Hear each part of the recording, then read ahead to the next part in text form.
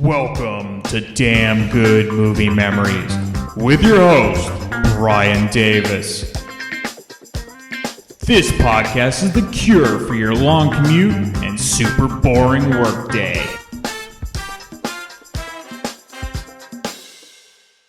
Hey there, it's Brian Davis, and for this week's episode, we're going to cover the holiday classic, It's a Wonderful Life from 1946.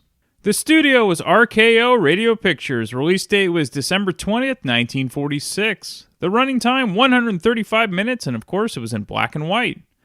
The budget, $3 million, and I don't have the exact total for the box office, but RKO said they lost about $500,000 from the film when it was first released. Leonard Maltin from his Classic Movie Guide gives it 4 out of 4 stars. His quick little synopsis is, sentimental tale of James Stewart, who works all of his life to make good in a small town, thinking he's failed and trying to end his life.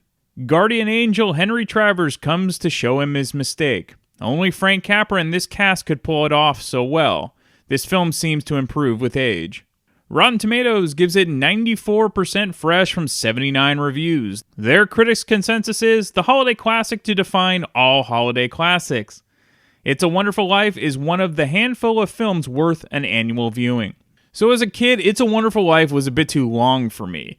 Something like A Christmas Story was kind of more my speed. However, as I got older, my appreciation for It's a Wonderful Life grew and grew, just as Leonard Maltin says.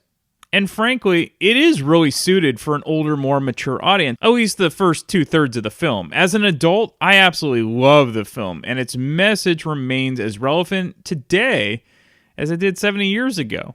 All right, let's get into the main cast. You have James Stewart, who plays George Bailey. And I've covered Stewart's early career because of the Philadelphia Story episode, but it's interesting to show the difference between the golden age of Hollywood and today. Now, could you imagine a Hollywood star or a world-class athlete serving in the military during the peak of their career? But back in World War II and also the Korean conflict, many famous people did. Stewart not only served from 1941 through 45, but he was also one of the first stars to enlist once the USA entered the war and served for the Air Force as a fighter pilot. His first film after serving in the military was It's a Wonderful Life. Sort of fitting, I think. Donna Reed plays Mary, and her career began in the early 1940s, mostly starring in smaller roles, though her beauty led her to be one of the favorite pinup models for the military men during World War II. She continued to get bigger and bigger roles and starring roles, but It's a Wonderful Life was definitely her big break and would always be her most recognizable movie role. She would later achieve fame starring in the Donna Reed TV show from 1958 through 1966. Lionel Barrymore plays Mr. Potter, and for much younger audiences, the name Barrymore is synonymous with Drew Barrymore, but her lineage goes all the way back to her grandfather John and her uncle Lionel. So Lionel's career began in the early 1900s in silent films. It's a Wonderful Life would be one of his most famous roles in a very long career, though this was towards the end of his career. By the 1930s, he sort of would get typecast in those grouchy but usually sweet old man type of roles, like in Grand Hotel and You Can't Take It With You. He also starred in a string of Dr. Kildare films. Henry Travers plays Clarence the Angel, and this would be one of Travers' final films before his retirement in 1949, and like most associated with this movie, this is one of his best-known roles. While Lionel Barrymore was typecast as a grouch, Travers was kind of typecast as the bumbling but lovable old guy, just like Clarence. His best-known films prior to It's a Wonderful Life were Mrs. Minerva, Shadow of a Doubt, and The Invisible Man. The director, the great Frank Capra, and Capra continues to be one of the most beloved directors in Hollywood history, often creating sentimental masterpieces. So prior to It's a Wonderful Life, his best-known films included It Happened One Night with Clark Gable and Claudette Colbert, Mr. Deeds Goes to Town with Gary Cooper and Jean Arthur, Lost Horizon with Ronald Colman, You Can't Take It With You with James Stewart and Jean Arthur, Mr. Smith Goes to Washington with, again, James Stewart and Jean Arthur. He did love his Jean Arthur. Meet John Doe with Gary Cooper and guess who? Jean Arthur. And Arsenic and Old Lace, of course, with Cary Grant. Just like James Stewart, Capra quit Hollywood to enlist in the Army for World War II at the age of 44. He would serve and direct military films to promote the U.S. war effort. Man, different time. All right, let's get into the making of the film. It's sort of interesting how this is considered a holiday and Christmas movie But it really has nothing to do with the holidays, with the exception of the payoff at the end, which happens to be on Christmas Eve. It's a Wonderful Life was Frank Capra's favorite film that he ever did, as it was the culmination of all of what he was trying to express in his other films. In this case, very dramatically, but very effective. The original premise of It's a Wonderful Life began in 1943, from a short story by Philip Van Dorn Stern called The Greatest Gift, which was meant to just be a Christmas card for 200 of his friends and family. 3 months later, RKO bought the rights to the story for $10,000, thinking they would make it into a Christmas movie with Cary Grant. That obviously never came to fruition, and Grant later filmed another Christmas movie, The Bishop's Wife. 3 different scripts were adapted from the original short story, but they were all rejected. Frank Capra loved the original story and bought the rights to The Greatest Gift for $10,000. Audiences love Capra films for their feel-good nature, while the critics, would often label his films as overly sentimental or corny, and the term Capricorn was used to describe his films. Capra, William Wyler, and George Stevens created the production company called Liberty Films to allow creative control for directors. At the time, actors and directors were essentially owned by the studios they worked for. So Liberty Films would try to help change this, and It's a Wonderful Life would be the first film shot for the company.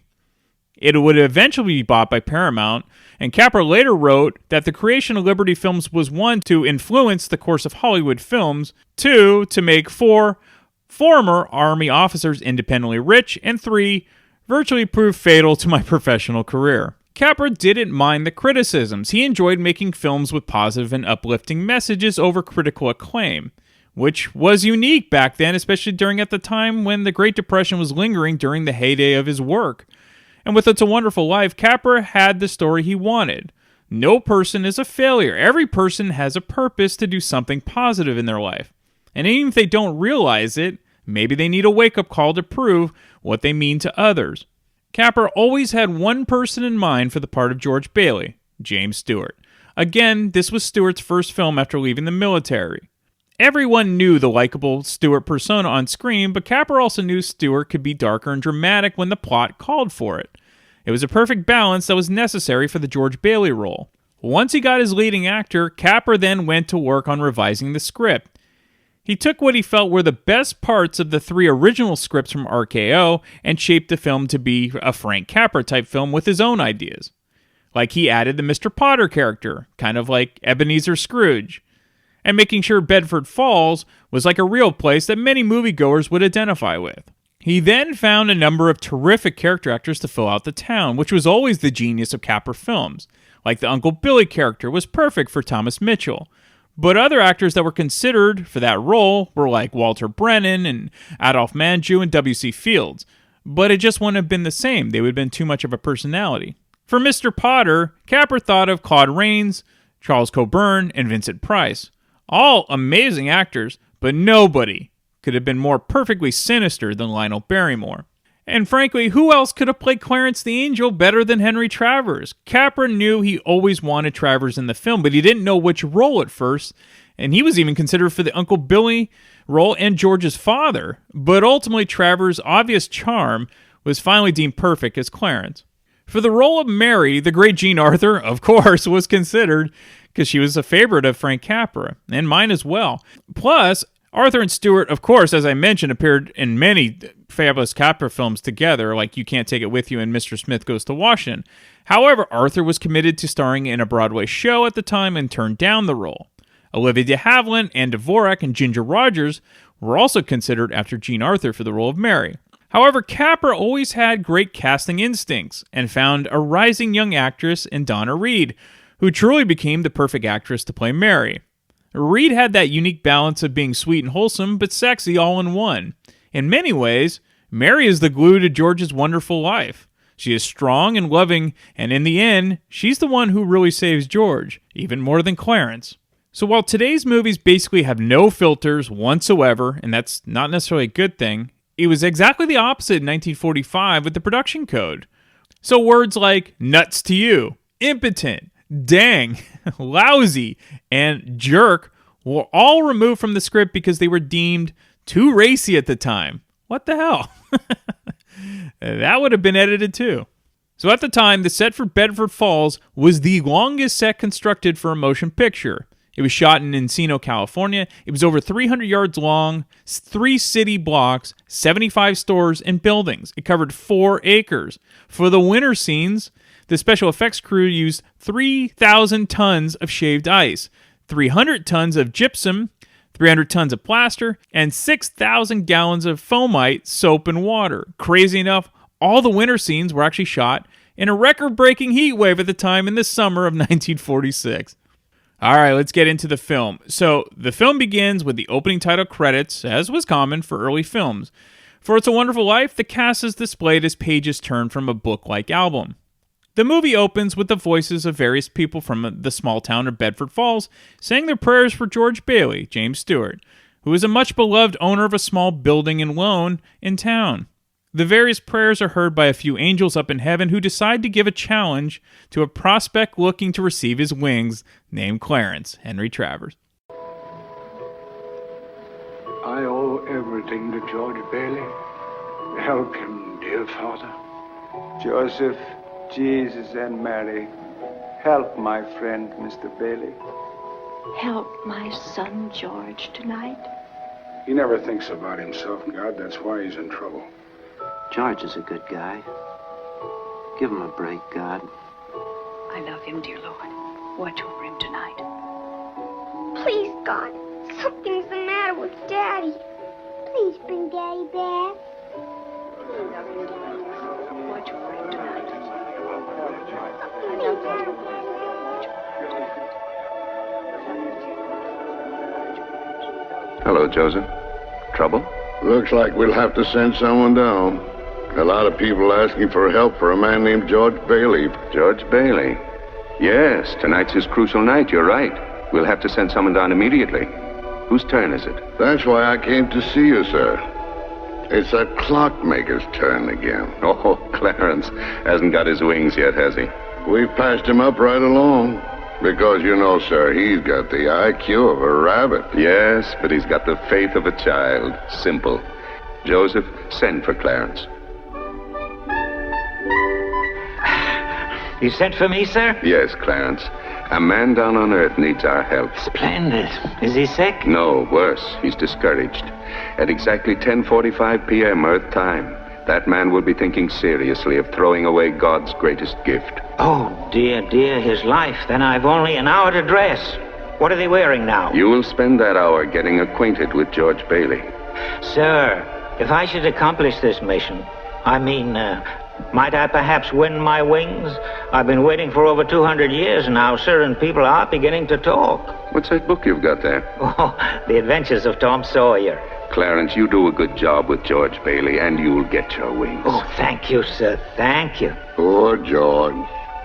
Sit down. Sit down? What are we... If you're going to help a man, you want to know something about him, don't you? Well, naturally, of course. Well, keep your eyes open.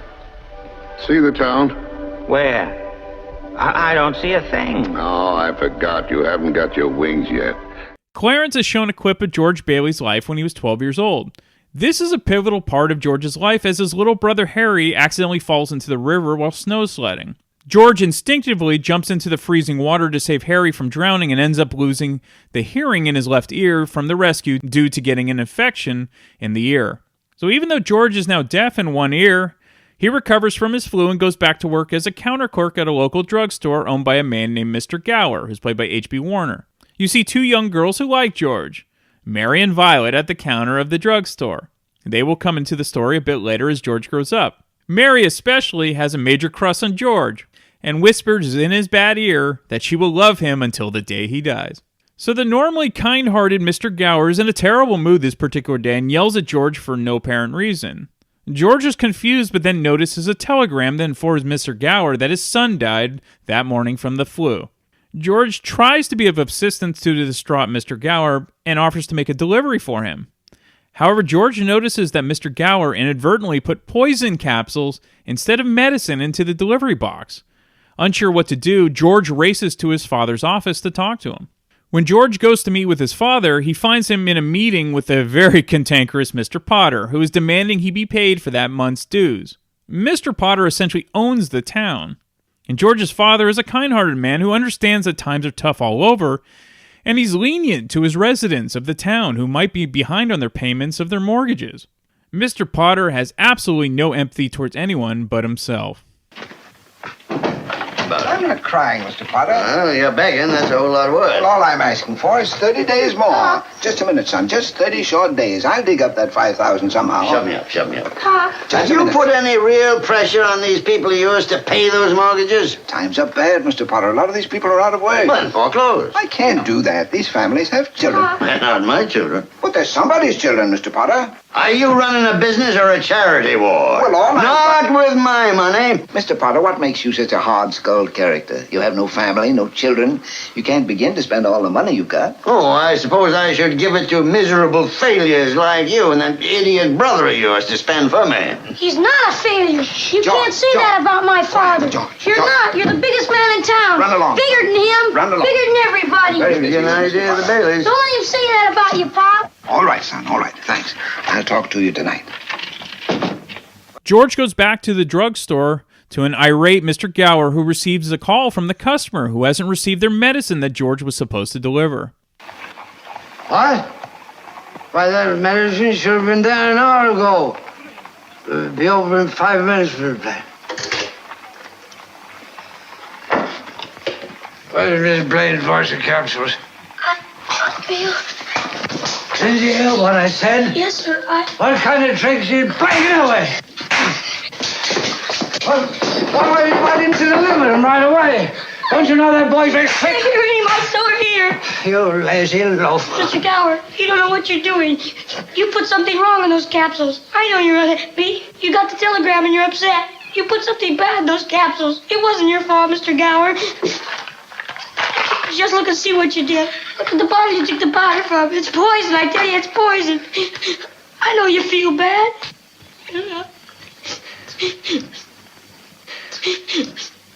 Oh. Don't hurt my sore again. Don't hurt my sore again. Oh, George. Oh, Mr. Gower, I would never tell anyone. I know your feeling. I would never tell so. Hope to die, I won't. That last scene is really powerful. The kind-hearted George was just trying to protect Mr. Gower, and in turn he gets smacked and has blood pouring out of his bad ear. However, as the scene was meant to do, it displayed the character of George at a young age. He wasn't afraid to stand up to someone like Mr. Potter, and he wasn't afraid from defending and protecting a friend who was down on their luck. We then fast forward about 10 years, and George is planning traveling around the world before going to college, and he's given a present of a new suitcase by Mr. Gower. While walking around town, George runs into a now very grown-up and beautiful Violet, played by Gloria Graham, who is still boy crazy as ever. George has dreams of designing buildings and planning city layouts after college. However, George's father would like to see the family business of the building and loan continue, of course with George taking over for him. George appreciates his father's sentiments, but he has dreams of his own. George's father is a truly decent man who believes he's helping the town realize their dreams of owning a home of their own. Have the place, Walter. Hope you have a good trip, George. Uncle Billy and I are going to miss you. Miss you too, Pop. What's the matter? You look tired. Oh, I had another tussle with Potter today. I thought when we put him on the board of directors, he'd ease up on us a little bit. Well, what's eating that old money-grubbing buzzard anyway? Oh, he's a sick man. Frustrated, sick in his mind, sick in his soul if he has one. He hates everybody that has anything that he can't have. Hates us mostly, I guess. Yeah. Gangway. So long, Pop. So long. Oh, you got a match? Very funny, very funny. Put those things in the car and I'll get your tie and studs ready for you. Now hurry up. Okay, Mom. Now, You coming don't later? drop one of those. You coming later, George? What do you mean? It'd be bored to death? Couldn't want a better death. Lots of pretty girls. We're going to use that new floor tonight, too. Oh, overworked. No gin tonight, son. Oh, Pop, just a little? No, son, not one drop. Boys and girls and music. Why do they need gin? Well, did I act like that when I graduated from high school? Pretty much. You know, George, I wish we could send Harry to college with you. Your mother and I talked it over half the night. We have that all figured out.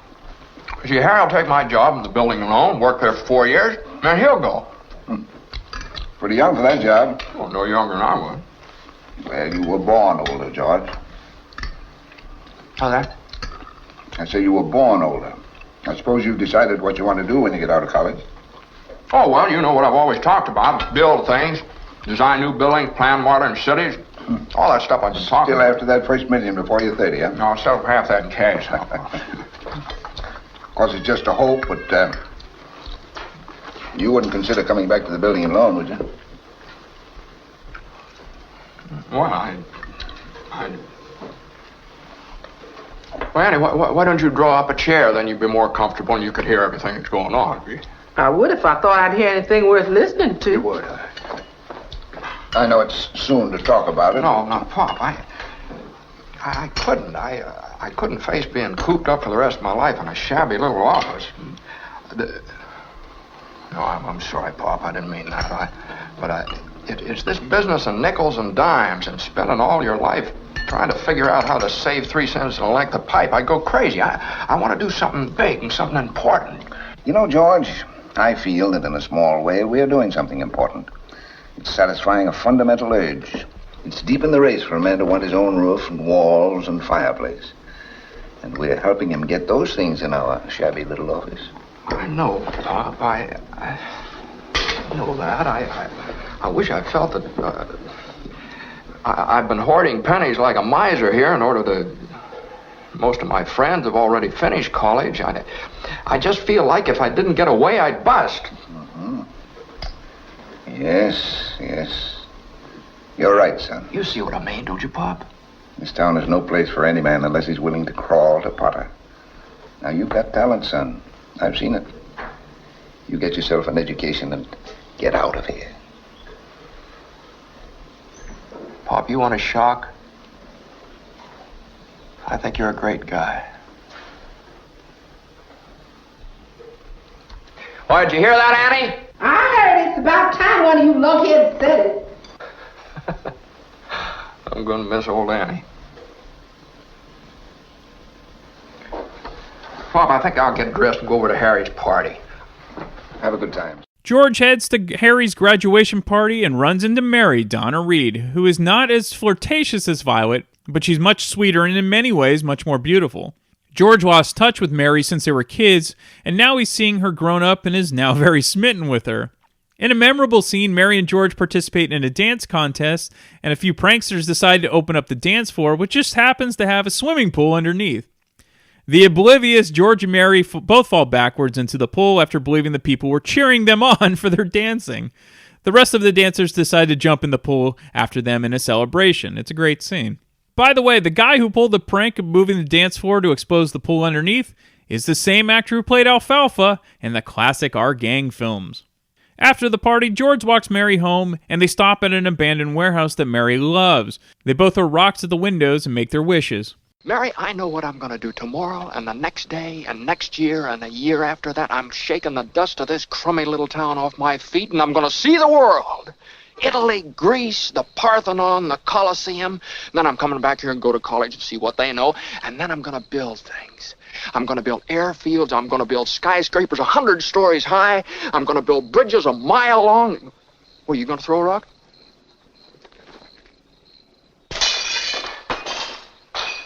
Hey, that's pretty good.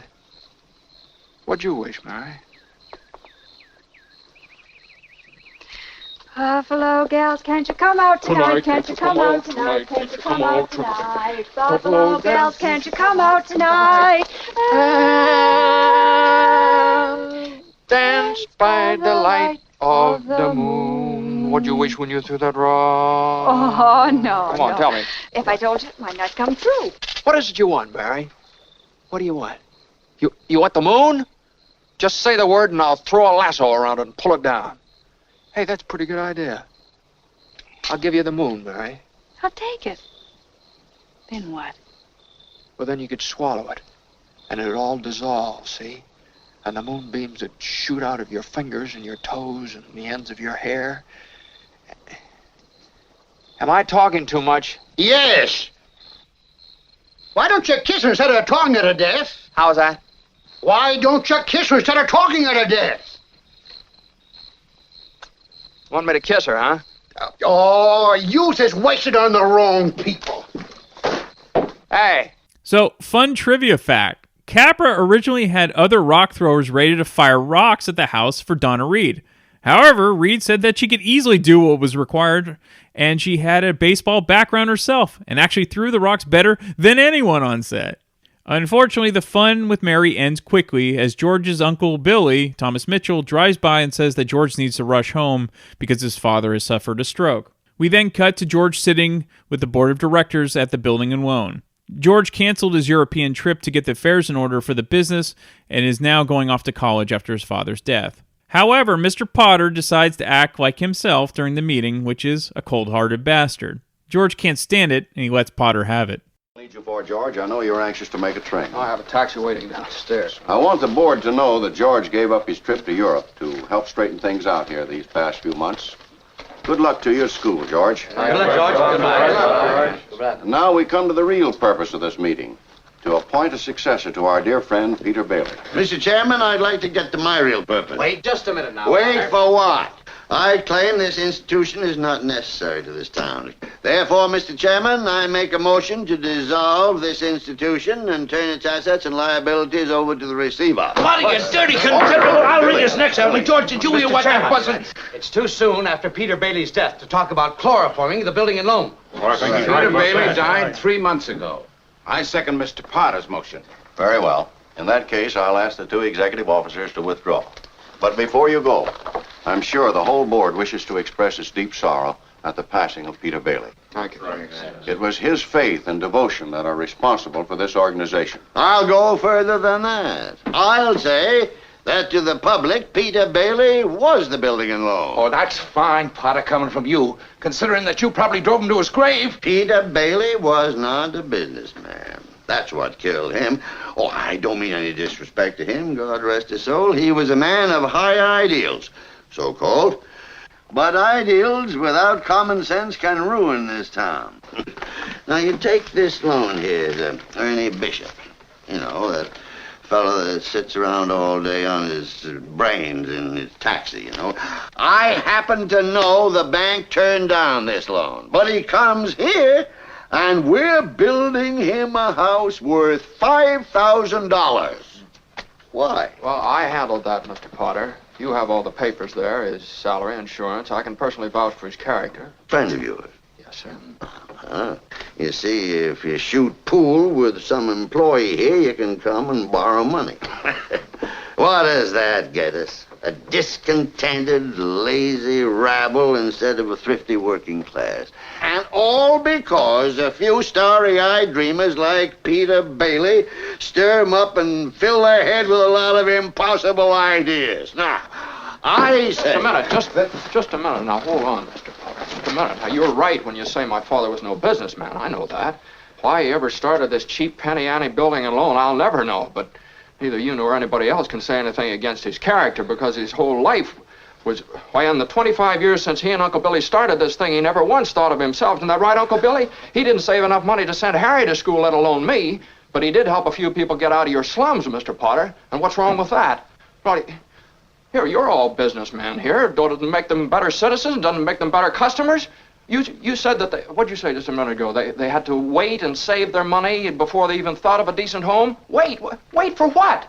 Until their children grow up and leave them? Until they're so old and broken down that do you know how long it takes a working man to save $5,000? Just remember this, Mr. Potter, that this rabble you're talking about, they do most of the working and paying and living and dying in this community. Well, is it too much to have them work and pay and live and die in a couple of decent rooms and a bath? Anyway, my father didn't think so. People were human beings to him, but to you, a warped, frustrated old man, they're cattle.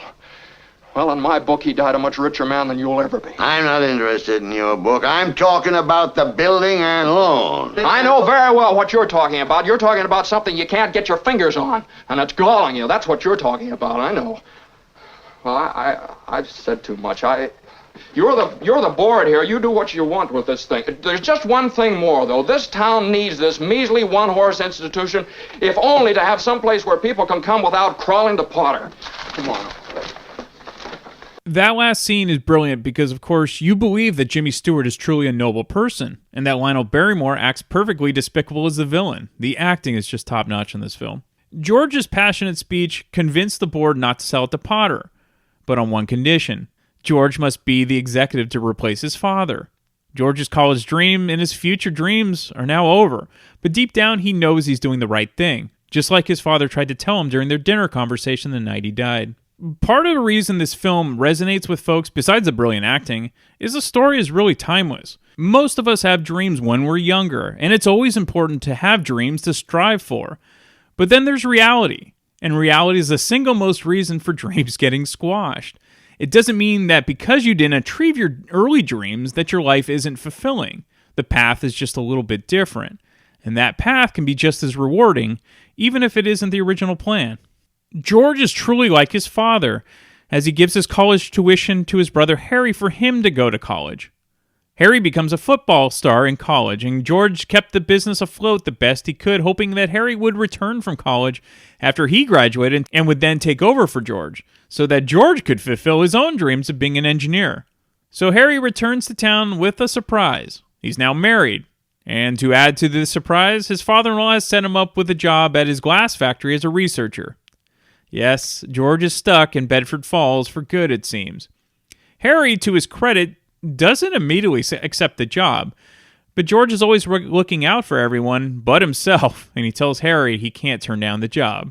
While the Bailey family is ecstatic for Harry and his new wife, George is a bit depressed that his plans have yet again been scrapped. He never seems to get a break, but he finds out that Mary has returned to town from college and goes to visit her at her mother's house, though he's in a bit of a sour mood. What are you doing? Picketing? Oh, Mary. I just happened to be passing by her. Yes, so I noticed. Have you made up your mind? How's that? Have you made up your mind? About what? About coming in. Your mother just phoned and said you were on your way over to pay me a visit. My mother just called you? Well, how'd she know? Didn't you tell her? I didn't tell anybody. I just went for a walk. Happened to be passing by here. That's... What do you... Went for a walk, that's all. I'll be downstairs, Mother. All right, dear.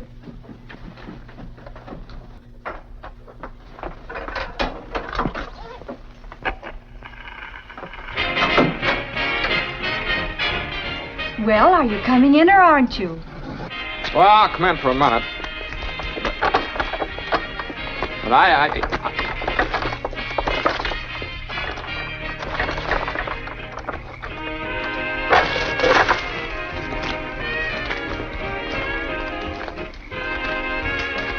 didn't tell anybody I was coming over here, you know.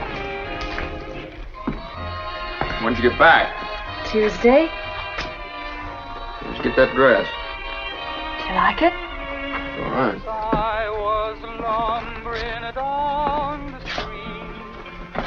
I thought you would go back to New York like Sam and Angie and the rest of them. Oh, I worked there a couple of vacations, but I don't know. I guess I was homesick. Homesick? For Bedford Falls? Yes. My family and everything. Would you like to sit down? All right, for a minute. I still can't understand it, though. You know, I didn't tell anybody I was coming here. Would you rather leave? No, I don't want to be rude. Well, then, sit down. What's that? Some joke, huh?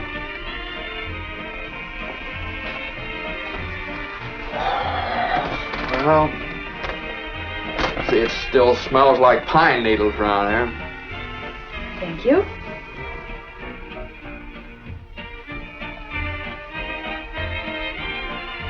And dance by the... What's the matter? Oh, yeah. Well, What's nice about your brother Harry and Ruth, isn't it? Oh, yeah, that's all right. Don't you like her? Well, of course I like her. She's a peach. Oh, just marriage in general you're not enthusiastic about. No, marriage is all right for Harry and Marty and Sam and you. Mary, who's down there with you? It's George Bailey, Mother. George Bailey? What's he want? I don't know. What do you want? Me? Not a thing. I just came in to get warm. He's making violent love to me, Mother. You tell him to go right back home, and don't you leave the house either. Sam Wainwright promised to call you from New York tonight. What's your mother made? You know, I didn't come here to... What did you come here for, then? I don't know. You tell me. You're supposed to be the one that has all the answers. You tell me. Why don't you go home? That's where I'm going. I don't know why I came here in the first place. Good night. Good night. Mary! The telephone is Sam.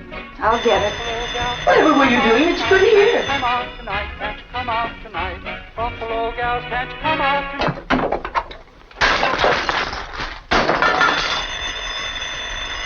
Mary, he's waiting. Hello? Forgot my hat. Hee-haw. Hello, Sam. How are you? Oh, well, that's awfully sweet of you, Sam. There's an old friend of yours here, George Bailey. You mean old Mossback George? Yes, old Mossback George. Hee-haw, put him on. Well, just a minute. I'll call him George. He doesn't want to speak to George, you idiot. He does so. He asked for him. George, Sam wants to speak to you. Hi, Sam. Well, George Baileyovsky. Hey, a fine pal you are. What are you trying to do, steal my girl? Oh, what do you mean? Nobody's trying to steal anybody's girl. Here's Mary. Wait a minute. I want to talk to Here, both you. of you. Tell Mary to get on the extension. You talk. Mother's on the extension. I am not. We can both hear. Come here. We're listening, Sam. Well, look, I have a big deal coming up that's going to make us all rich. George, do you remember that night in Martini's bar when you told me you'd read someplace about making plastics out of soybeans? Chili beans. Shut up, will you? You remember, out of soybeans. Yeah, soybeans, yeah. Well, listen, Dad snapped up the idea, and he's going to build a factory outside of Rochester. How do you like that? Rochester? Well, why Rochester? Well, why not? Can you think of anything better? Well, I don't know. Just why not right here? You remember that old tool and machinery works? Well, you tell your father you can get that for a song, and all the labor he wants, too. Half the town was thrown out of work when they closed down. Was that so? Well, I'll tell him. Hey, that sounds great. Ah, baby, I knew you'd come through. Now, here's the point. Mary, you're in on this, too. Now, listen. Have you got any money? Money? Yeah. Well, a little. Well, now, listen. I want you to put every cent you've got into our stock. Do you hear? And, George, I may have a job for you. That is, unless you're still married to that broken-down building and loan. Well, this is the biggest thing since radio, and I'm letting you in on the ground floor. Oh, Mary. Well, I'm here. Will you tell that guy I'm giving him the chance of a lifetime? Do you hear? The chance of a lifetime. He says it's the chance of a lifetime. Now, you listen to me. I don't want any plastics, and I don't want any ground floors, and I don't want to get married ever to anyone. You understand that? I want to do what I want to do. And you're... George.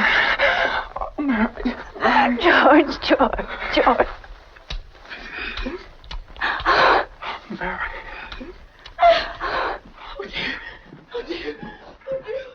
It's tough to tell from just the audio, but George is truly in love with Mary, but obviously conflicted with his life as nothing has ever gone as planned for him. So much to the dismay of her mother, Mary and George get married. Things are looking up for the newlyweds as they have $2,000 saved up from their honeymoon and looking to start fresh with a terrific trip to New York and then Bermuda. However, good timing has never been in sync with George Bailey. And just as he and Mary head out of town, they notice a large crowd converging on the building and loan. This is at the height of the Great Depression, and there is now a run on the banks, which means many of the customers at once are withdrawing their funds, which could cause the bank to potentially go out of business if they run out of cash.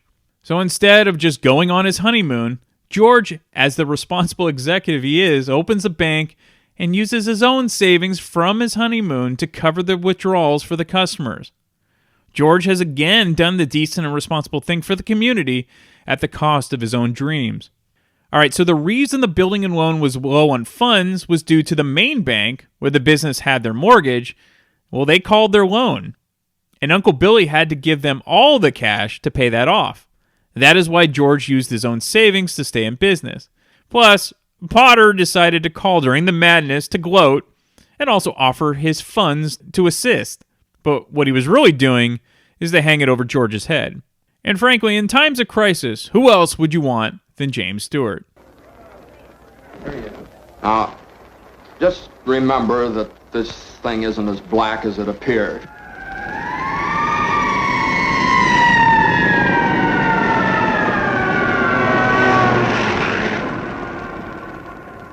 I have some news for you, folks. I was just talking to old man Potter, and he's guaranteed cash payments to the bank. The bank's going to reopen next week. But, George, I got my money here. Did he guarantee this place? Well, no, Charlie, I didn't even ask him. We don't need Potter over here. And I'll take mine now. No, but you're thinking of this place all wrong, as if I had the money back in a safe. The money's not here. Well, your money's in Joe's house. That's right next to yours. And in the Kennedy house, and Mrs. Maitland's house, and 100 others. You're lending them the money to build, and then they're going to pay it back to you as best they can. Now, what are you going to do, foreclose on them? I got $242 in here, and $242 isn't going to break anybody. Okay, Tom. All right. Here you are. You sign this. You get your money in 60 days. 60 days? Well, now, that's what you agreed to when you bought your shares, Tom, did you get your money? No. Well, I did. Old man Potter will pay 50 cents on the dollar for every share you got. 50 cents on the dollar? Yes, cash. Well, what do you say? No, Tom, you have to stick to your original agreement. Now, give us 60 daes on this. Okay, Randall. Are you going to Potter's? Better to get half than nothing. Tom! Randall, wait. Now, wait. Now, listen to me. I beg of you not to do this thing. If Potter gets a hold of this building and alone, there'll never be another decent house built in this town. He's already got charge of the bank, he's got the bus line, he got the department stores, and now he's after us. Why? Well, it's very simple. Because we're cutting in on his business, that's why. And because he wants to keep you living in his slums and paying the kind of rent he decides. Joe, you had one of those Potter houses, didn't you? Well, have you forgotten? Have you forgotten what he charged you for that broken-down shack? Here, Ed, you remember last year when things weren't going so well and you couldn't make your payments? Well, you didn't lose your house, did you? You think Potter would have let you keep it? Can't you understand what's happening here? Don't you see what's happening? Potter isn't selling, Potter's buying. And why? Because we're panicky and he's not, that's why. He's picking up some bargain. Now, we can get through this thing all right. We've got to stick together, though. We've got to have faith in each other. But my husband hasn't worked in over a year, and I need money. How am I going to live until the bank opens? I got doctor bills to pay. I need cash. I can't keep my kids on faith. I've got to have... How much do you need? Hey! I got $2,000. Here's $2,000. This will tide us over to the bank reopens. All right, Tom, how much do you need? $242. No, Tom, just enough to tide you over until the bank reopens. I'll take $242. There you are. That'll close my account. Your account's still here. That's a loan.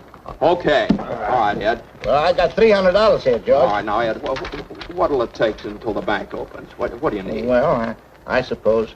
$20? $20. Now you're talking. Oh. Thanks, Ed. That's fine. All right, now, Miss Thompson, how much do you want? But it's your own money, Now, George. never mind about that. How much do you want now? I can get along with 20, all right. $20, fine. And I'll sign the paper. You don't have to sign anything. I know you. You pay when you can. That's okay. All right, Miss Davis. Could I have $17.50? That's your heart. Of course you can have it. You got 50 cents. There we go. 7. We're going to make it, George. 6. They'll never close us up today. 5, 4, 3, 2, 1. Bingo! We made it. Close the door, Eustace. We made it. Look, we're still in business. We still got $2 left. Well, look, let's have some of that. Let's celebrate. Well, I don't know about you. I'd vote for George Bailey or James Stewart for president in a heartbeat, but I digress. This film is just timeless. Look what's going on today with people hoarding items they don't need just out of fear. In the last clip, the first guy absolutely had to take out all of his money of George's bank, though he really didn't have to.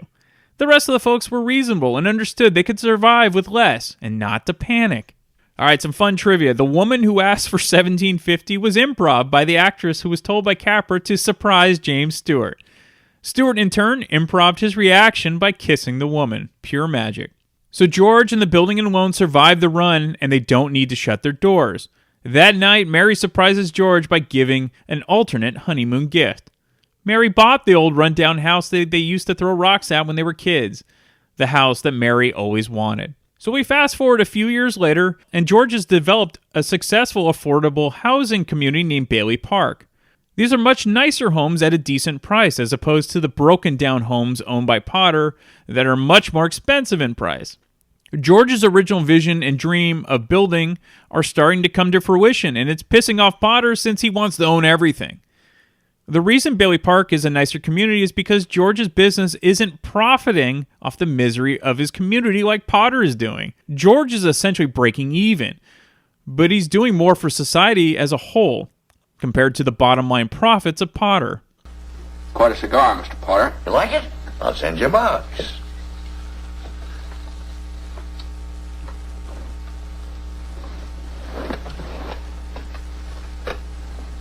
Well, I suppose I'll find out sooner or later, but just what exactly do you want to see me about?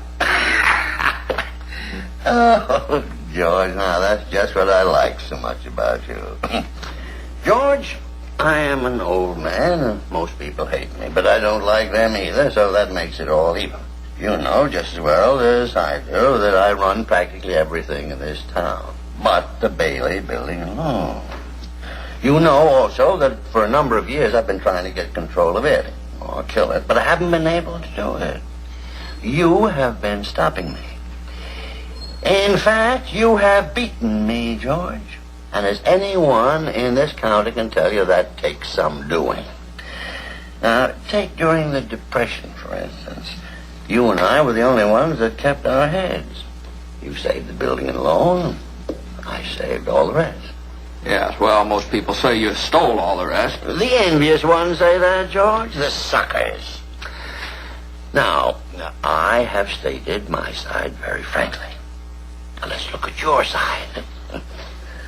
Young man, 27, 28, married, making, say, 40 a week. 45. 45. 45. Out of which, after supporting your mother and paying your bills, you're able to keep, say, 10, if you skimp. A child or two comes along, and you won't even be able to save the 10. Now, if this young man at 28 was a common, ordinary yokel, I say he was doing fine. But George Bailey is not a common, ordinary yokel. He is an intelligent, smart, ambitious young man who hates his job, who hates the building and loan almost as much as I do. A young man who's been dying to get out on his own ever since he was born. A young man, the smartest one in the crowd, mind you. A young man who has to sit by and watch his friends go places because he's trapped. Yes, sir, trapped into frittering his life away playing nursemaid to a lot of garlic eaters. Do I paint a correct picture, or do I exaggerate? Well, what's your point, Mr. Potter? My point? My point is I want to hire you. Hire me? I want you to manage my affairs, run my properties. George, I'll start you out at $20,000 a year. $20,000 a year? You wouldn't mind living in the nicest house in town? Buying your wife a lot of fine clothes, a couple of business trips to New York a year, maybe once in a while Europe. You wouldn't mind that, would you, Jones? Would I? You're not talking to somebody else around here, are you? You know, this is me. You remember me? George Bailey. George Bailey. George Bailey, whose ship has just come in. Provided he has enough brains to climb aboard.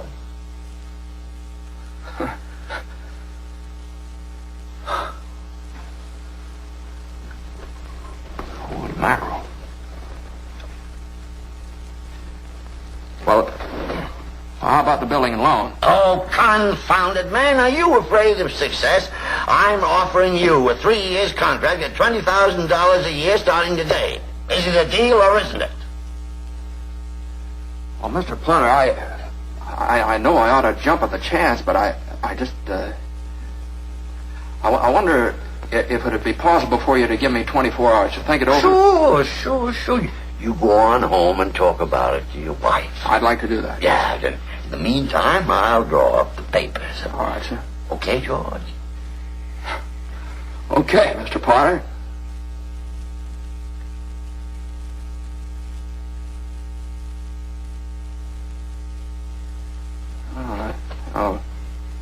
Oh, no, wait a minute here. Wait a minute. I don't need 24 hours. I don't have to talk to anybody. I know right now. And the answer's no. Doggone it. You sit around here and you spin your little webs and you think the whole world revolves around you and your money. Well, it doesn't, Mr. Potter. In the whole vast configuration of things, I'd say you were nothing but a scurvy little spider. And that goes for you, too. And it goes for you, too. But George is human, of course, and he was tempted by Potter's offer. Who wouldn't be? But that brief temptation was quickly brushed aside for the integrity that George has always lived by. If he took Potter's offer, he couldn't live with himself, and he knows that. Plus, he'd be letting down the entire community who respects and loves him. At the end of the day, all you have is your own personal integrity, something money can't buy. George and Mary continue to make Bedford Falls a decent place to live in the future years. They're raising a family which has 4 kids, and slowly but surely remodel their house. However, years of doing the right thing for the community has really worn on George. His battles against Potter and never being able to truly fulfill his original dreams has beaten him down. He's not the same upbeat person he was when he was younger. But without him even realizing it, he was doing more for society than he could have ever dreamed. He couldn't enlist in the military during World War II due to his bad ear, while his brother was a decorated fighter pilot, eventually winning the Medal of Honor. However, George kept the community at home thriving by doing the everyday tasks necessary to keep the town's economy going, along with the drives to help the war effort. These efforts were every bit as important as physically fighting on the battlefield. Without people like George, soldiers wouldn't have a city to come back to. It's truly a team effort. The day George's brother Harry is set to return home after receiving his Medal of Honor, George's world comes crashing down, as his scatterbrained Uncle Billy accidentally loses the deposit money at Potter's bank, which was a whopping $8,000. As it turns out, Billy saw Potter enter the bank, and with Potter holding a newspaper that had a front-page headline touting Billy's nephew. Billy gloats to Potter, but inadvertently puts the envelope full of cash in the newspaper and hands it back to Potter. Billy, of course, doesn't realize this and frantically searches for the envelope full of cash. Without this money, the building and loan is unable to stand up to an audit from the bank examiner, who just happens to be reviewing the records at the time. Potter knows he's got the building and loans by the balls because he's got the $8,000 envelope and doesn't say a word about it. George and Billy search everywhere for the money, but to no avail. George, as you can imagine, is furious and loses it on Billy. If they don't find the money, there will be a scandal that will ruin the Baileys. George returns home and takes his frustration out on Mary and the kids, but never explains what's really wrong. Must she keep playing that? I have to practice it for the party tonight, Daddy. Mom said we could stay up till midnight and sing Christmas carols. Can you sing, Daddy? Better hurry and shave. The families will be here soon. Family? I don't want the families over here.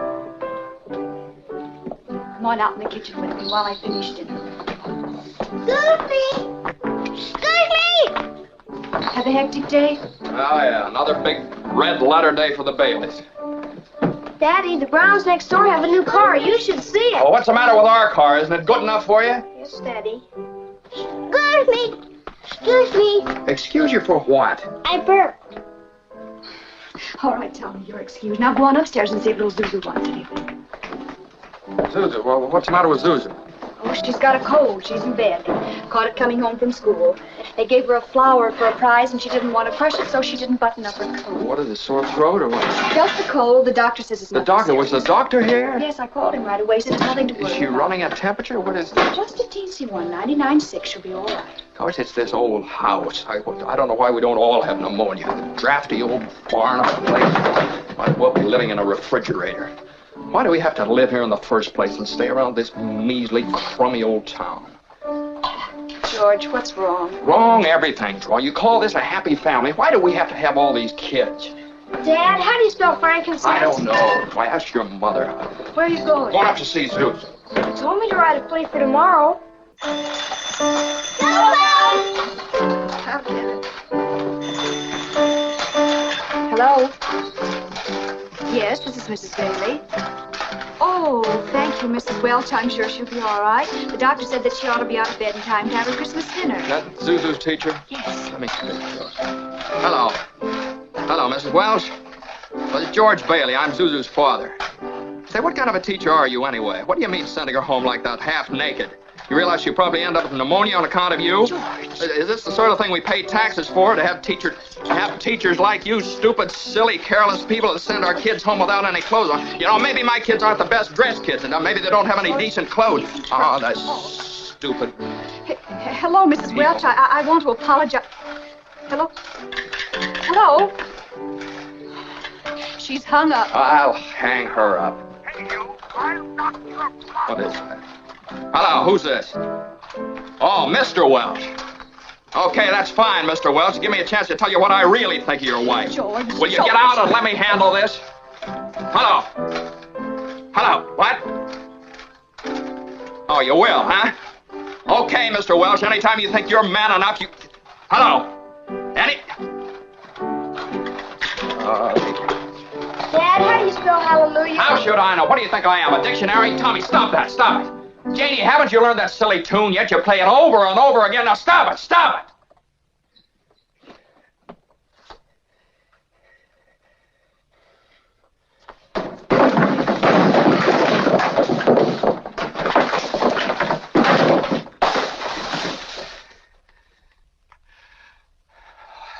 I'm sorry, Mary.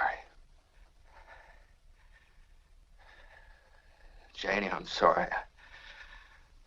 I didn't mean that. You go on and practice.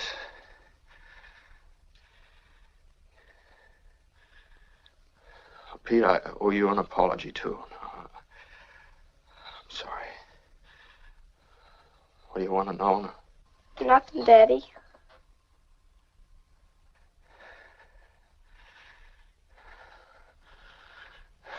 What's the matter with everybody? Janie, go on. I told you to practice. Now go on, play. Oh, Daddy.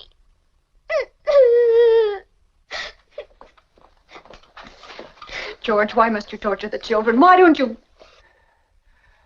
Mary.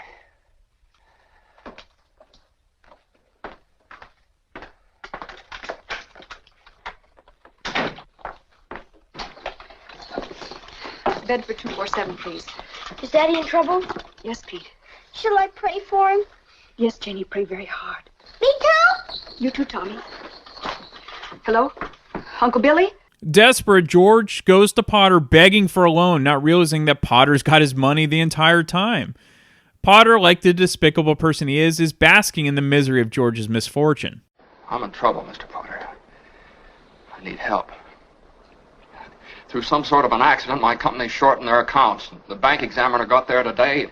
I've got to raise $8,000 immediately. Oh, that's what the reporters wanted to talk to you about. The reporters? Yes, they called me up from your building and loan. Oh, there's a man over there from the DA's office, too. He's looking for you. Please help me, Mr. Potter. Help me, won't you, please? Can't you see what it means to my family? I'll pay any sort of a bonus on the loan, any interest.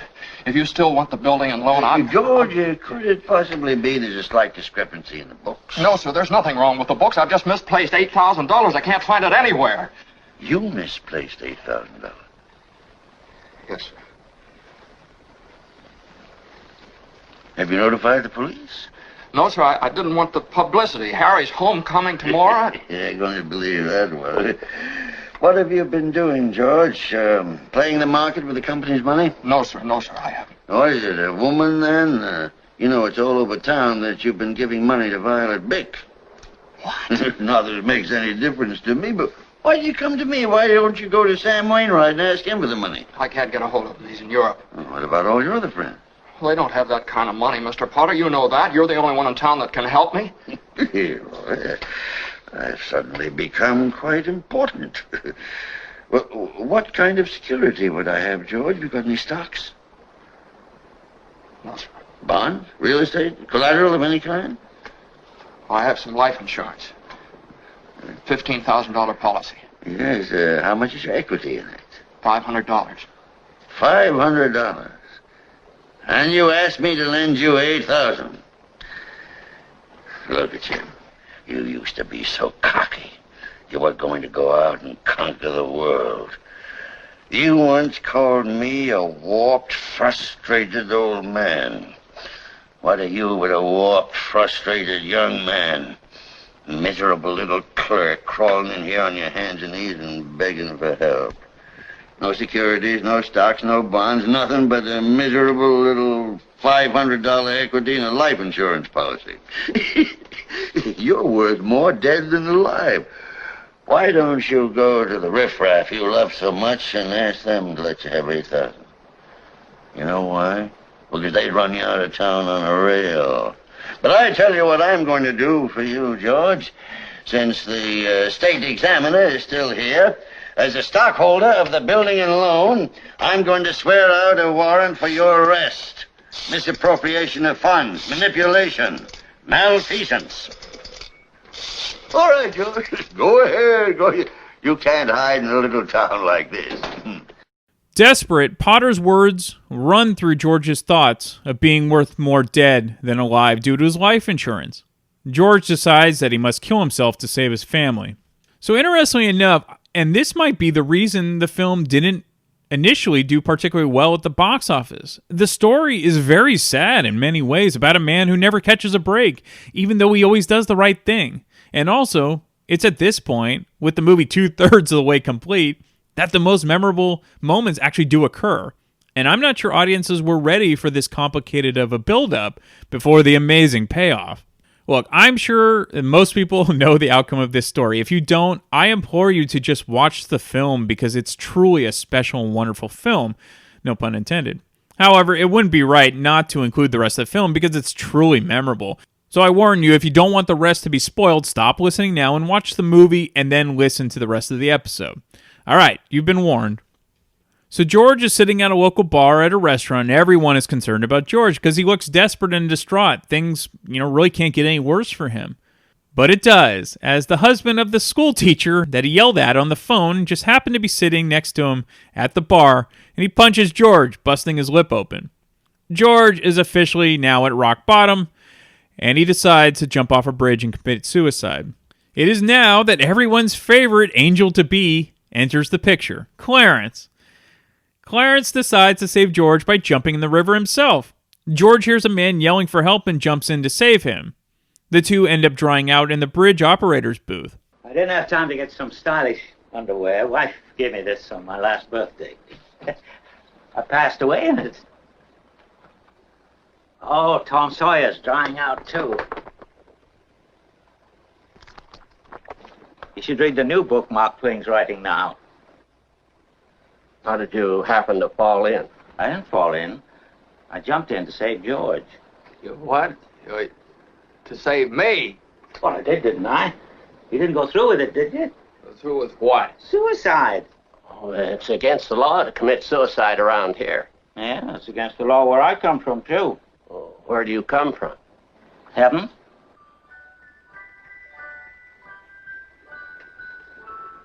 I had to act quickly. That's why I jumped in. I knew if I were drowning, you'd try to save me. You see, you did.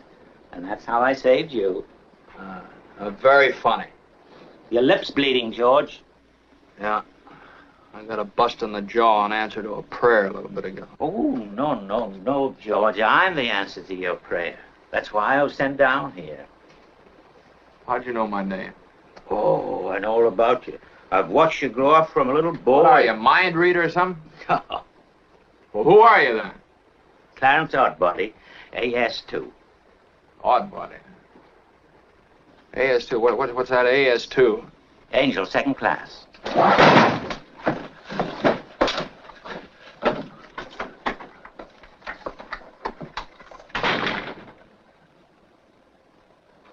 Cheerio, my good man.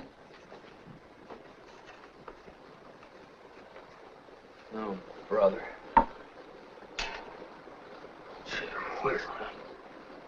I wonder what Martini put in those drinks.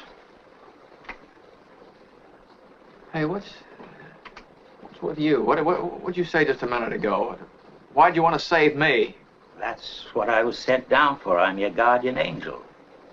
I wouldn't be a bit surprised. Ridiculous of you to think of killing yourself for money. $8,000. Yeah, now just things like that. Now, how do you know that? I told you I'm your guardian angel. I know everything about you. Well, you look about like the kind of an angel I'd get. Sort of a fallen angel, aren't you? What happened to your wings? I haven't won my wings yet. That's why I'm an angel second class.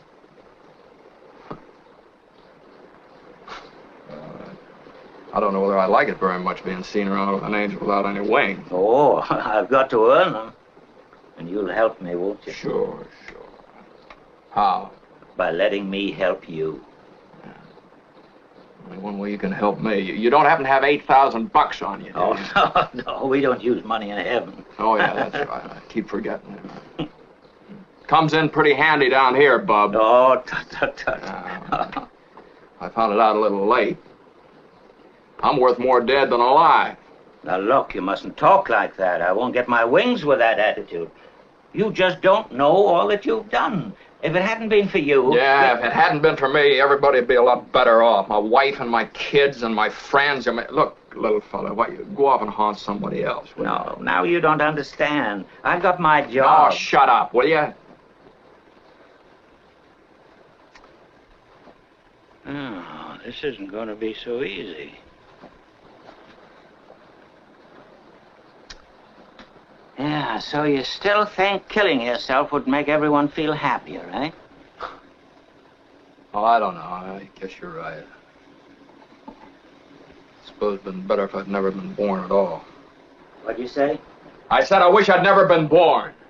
Oh, you mustn't say things like that. Wait a minute. That's an idea. What do you think?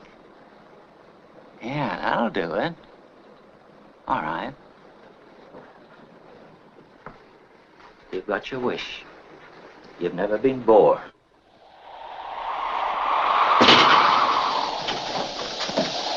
You don't have to make all that fuss about it. What'd you say? You've never been born. You don't exist. You haven't a care in the world. No worries, no obligations, no $8,000 to get, no potter looking for you with a sheriff. Say something else in that ear. Sure, you can hear out of it. What's the doggone thing? I haven't heard anything out of that ear since I was a kid. Must be that jump in that cold water. Your lips stopped bleeding too, George. What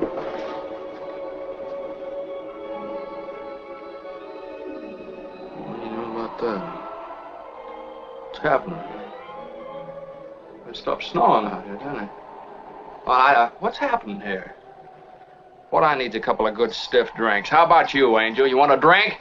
Come on, as soon as these clothes of ours are dry. Clothes are dry. I wouldn't know about that.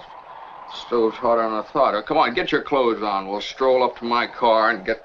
I'm sorry. I'll stroll. You fly. I can't fly. I haven't got my wings. You haven't got your wings. That's right. In many ways, it's at this point of the story that is definitely a nod to A Christmas Carol, as Clarence acts as the ghost of Christmas past, present, and future all wrapped up in one. He shows George how the town and the lives of everyone he made better would have changed for the worse if he had never been born. If you think about it, George's brother would have died in the lake. Mr. Gower would become an ex-con and a drunk because he would have poisoned the kid without the young George stopping the tragedy. Mary would be alone with no family. Potter would have taken over the town, making it a horrible place to live instead of the wonderful community that the Baileys created. Essentially, Clarence scares George straight and makes him realize that even though his childhood dreams never panned out, he truly had a wonderful life that he never appreciated until now. It's funny, it took me years to realize this, but the cop and the cab driver are named Bert and Ernie. It's a total coincidence about Sesame Street. So I would say that the one part that doesn't hold up as well today is that the movie suggests, and it's of the era, I suppose, that it's horrible that Mary never ended up getting married or had children. Like, that's such an awful thing. However, it's a different era, like I said. It's not enough to ruin the film in the slightest. It's just an interesting difference in times. So we go back to the movie, and Clarence does his job, and George realizes that he was a fool to think the world was better off if he had never been born or if he killed himself.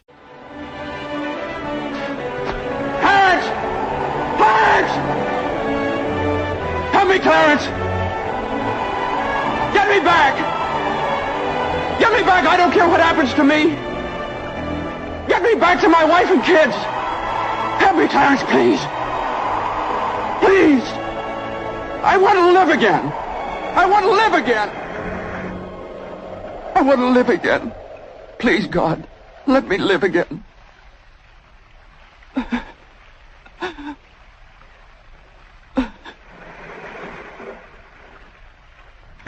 Hey, George! George! You all right? Hey, what's the matter? Now get out of here, Bert, or I'll hit you again. Get out of here. What the Sam Hill you yelling for, George? George. Bert, do you know me? Know you? You kidding?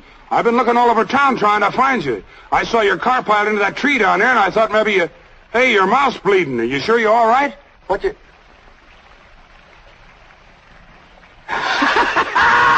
My mouth's bleeding, Bert! My mouth's bleeding! Zuzu's pedals. Zuzu... There they are! Bert! What do you know about that? Merry Christmas! Well, Merry Christmas! Merry! Merry! Yay!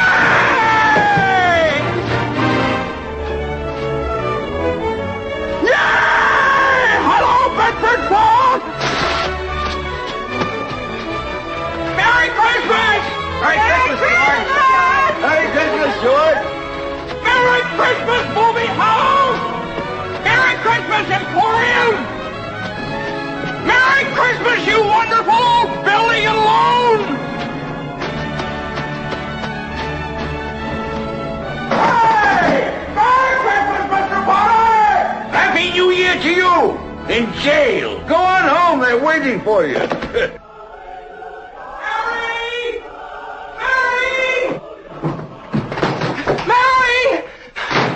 Well, hello, Mr. Bank Examiner. How... Mr. Bailey, there's a deficit. I know, $8,000. George, I've got a little paper. I'll bet it's a warrant for my arrest. Isn't it wonderful? I'm going to jail. Merry Christmas. Reporters. Where's Mary? Mary! Oh, look at this wonderful old drafty house. Mary! Mary! Mary! Have you seen my wife? Merry Kids! Hey! Oh. Kids, Janie told me. Oh, I could eat you up. Where's your mother? She went looking for you. With Uncle Billy. Daddy! Zuzu, my little ginger snap. How do you feel? Fine. Not a smidge of temperature. Not a smidge of Hallelujah. Hello. George, darling, where are you? George, darling, where are you? Oh, George. George. Let me touch you. Are you real? Oh, George. Well, you have no idea what's happened to me. You have no idea what happened. Oh, come on, George. Come on downstairs.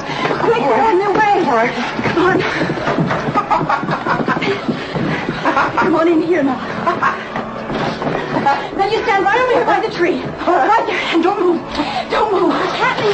Wow. Oh, I hear them coming now. George, it's a miracle. It's a miracle. What's happening? Who's gonna come, Daddy? Daddy? Come in, Uncle Billy. Everybody in here. George!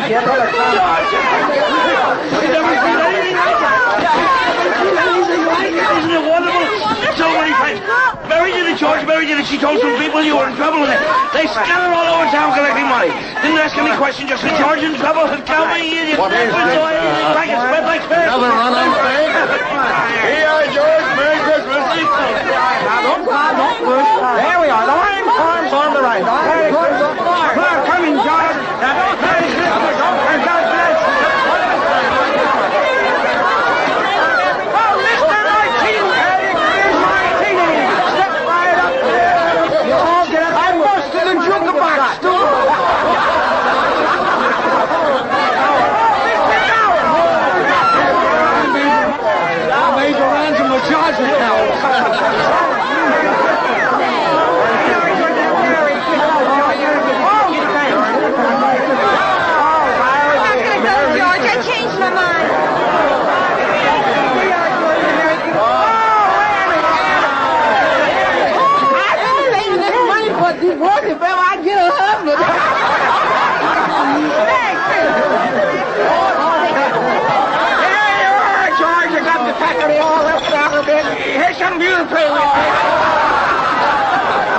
I wouldn't have a roof over my head if it wasn't for you, George. Just a minute. Quiet, everybody. Quiet. Now, get this. It's from London. Oh, Mr. Gower cabled you need cash. Stop. My office instructed to advance you up to $25,000. Stop. Hee-haw and Merry Christmas, Sam Wainwright.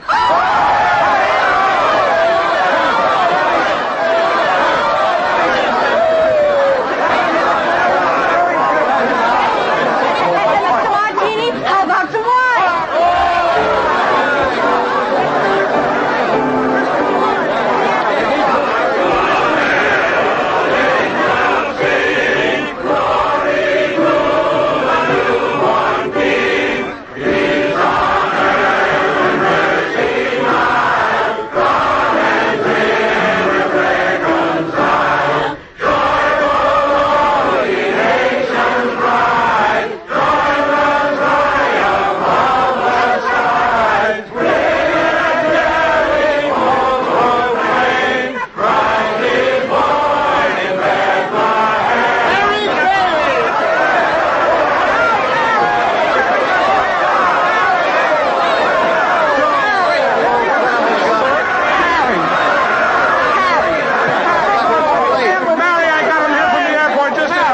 The fool flew all the way up here in a blizzard. Harry, how about your Banford in New York? Oh, I left right in the middle of it. As soon as I got Mary's telegram. Good idea, Ernie. A toast. To my big brother, George, the richest man in town.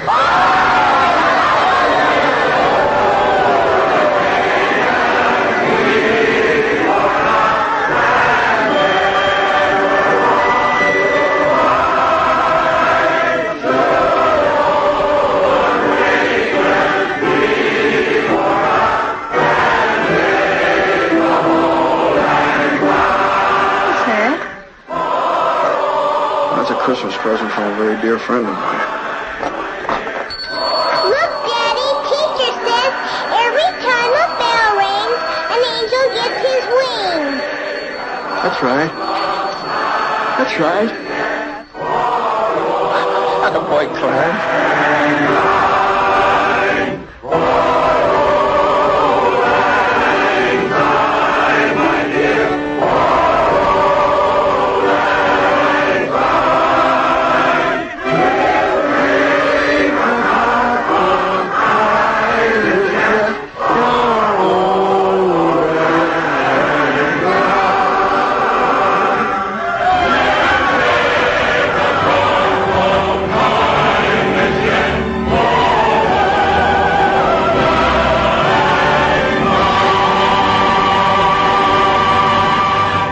The final 10 minutes is simply movie magic and cinematic history. Even to people that don't remember the film, they remember those last 10 minutes. After years of never having things go his way and always helping others over his own needs, his friends stepped up to help him when he needed them the most.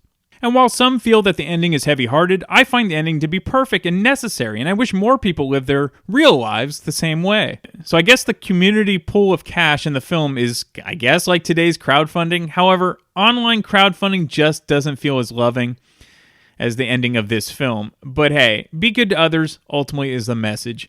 And like Clarence wrote in the copy of Tom Sawyer that he leaves George, remember, no man is a failure who has friends. Thanks for the wings. Love, Clarence.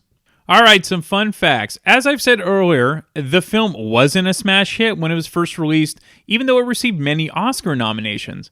Part of the reason was due to the extremely poor weather on the East Coast when the film was released in late December of 1946.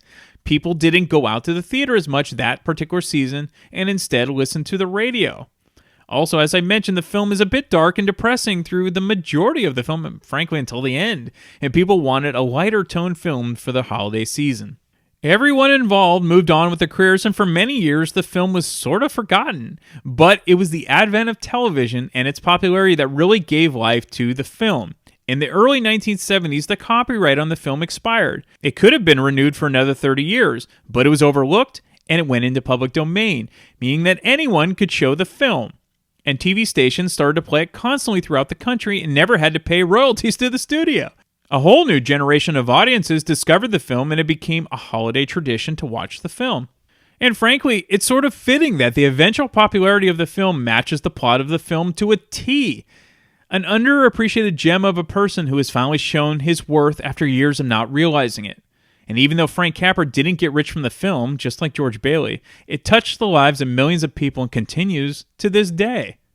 Of all the letters Frank Capra received over his film, the biggest gripe from the fans was that Mr. Potter never received any sort of punishment over stealing the misplaced $8,000 from Uncle Billy.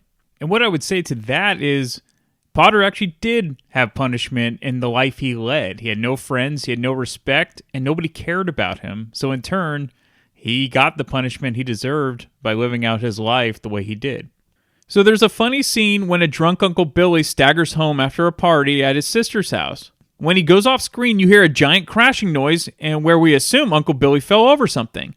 In reality, this was actually a crew member accidentally dropping a number of props. Capra loved the happy accident and gave the guy a $10 bonus for the magic it turned into. All right, if you've never seen the film, I implore you to see it. It's just truly a masterpiece. And the brilliance of Frank Capra in the story and terrific acting. And if you've never heard it, we have a Lux Radio Theater adaptation for March 10th, 1947 that you can listen to as well. And I will be back next week to talk about yet another random movie from my DVD collection. Lux presents Hollywood.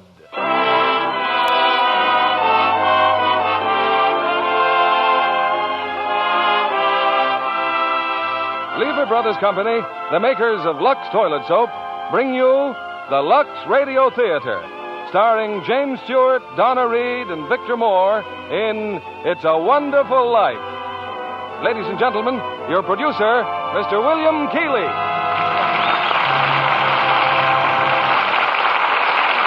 Greetings from Hollywood, ladies and gentlemen. Tonight we bring you one of the season's most inspiring hits, a Liberty Films production that's been nominated for the highest screen award. Yes, It's a Wonderful Life. And we present it now with its original fine stars, Jimmy Stewart and Donna Reed. Jimmy in the role which won him a nomination for the best performance of the year. Also in our cast is starred that fine comedian, Victor Moore. It's a Wonderful Life is the drama of a typical American. Might be you, it might be me. He dreams of glory, he lives in hope, he loves and doubts, and only Providence puts a final value on his service to humanity. Our story starts before the war, when life was normal. Shortages were generally unknown, and simple luxuries like Lux soap were abundant.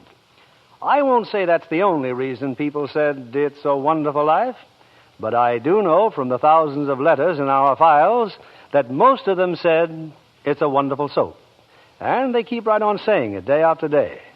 In fact, the popularity of Lux soap is what makes it possible to present such entertainment as Frank Capra's great production, It's a Wonderful Life, starring Jimmy Stewart as George, Donna Reed as Mary Hatch, and Victor Moore as Clarence.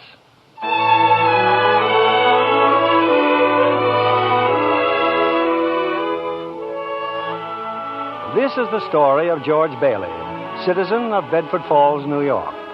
George Bailey, who more than anything under the sun wanted to see the world, the wonderful, exciting world that lay somewhere beyond the limits of his hometown. Oddly enough, this story does not begin in Bedford Falls. In fact, it doesn't begin anywhere in the world. It begins in heaven, where the superintendent of angels has just summoned an apprentice angel named Clarence. Oh, I'm really going down to Earth, sir? Oh, how splendid. Yes. There's a very discouraged man down there, Clarence. George Bailey. At exactly 10:45 p.m., Earth time, he'll be thinking seriously of ending his life. Oh, dear, dear, his life. Now, I want you to stop him if you can. Now, sit down. I'll give you Bailey's case history. Sir, if I should accomplish my mission, may I perhaps get my wings?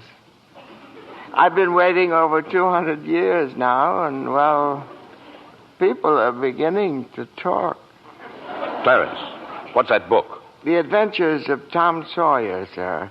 I was reading it when you sent for me. Oh, fine book. Excellent.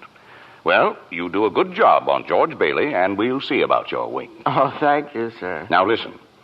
When George Bailey was a boy, two events occurred that you should keep in mind. One was when his young brother, Harry, fell through the ice and almost drowned. George saved him. Brother fell through the ice. George saved him. Ever since, George has had a bad ear. All that icy water, you understand. Yeah, bad ear. Yes, sir. The other event came a few months later. George used to work after school in Mr. Gower's drugstore.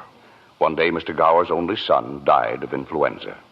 It was a terrible blow, and poor Mr. Gower tried to lose his grief in whiskey. Where you been, George? Mrs. Blaine's called twice. What happened to her prescription? You lost it, didn't you? No, Mr. Gower. Here it is. Well, you good for nothing. Don't you know that Blaine girl's very sick? Mr. Gower, my ear. You're hurting my sore ear. Teach you to loaf, you lazy brat. Mr. Gower, you don't know what you're doing. You put something wrong in those capsules. Shut up. Oh, I know you feel bad, but look, Mr. Gower, look. This bottle, you used this bottle to make up the capsules. It's poison. Poison? Don't hurt my sore ear again, Mr. Poison. Gower. Oh, George. That's why I didn't deliver, Mr. Gower. All I wanted was to make sure.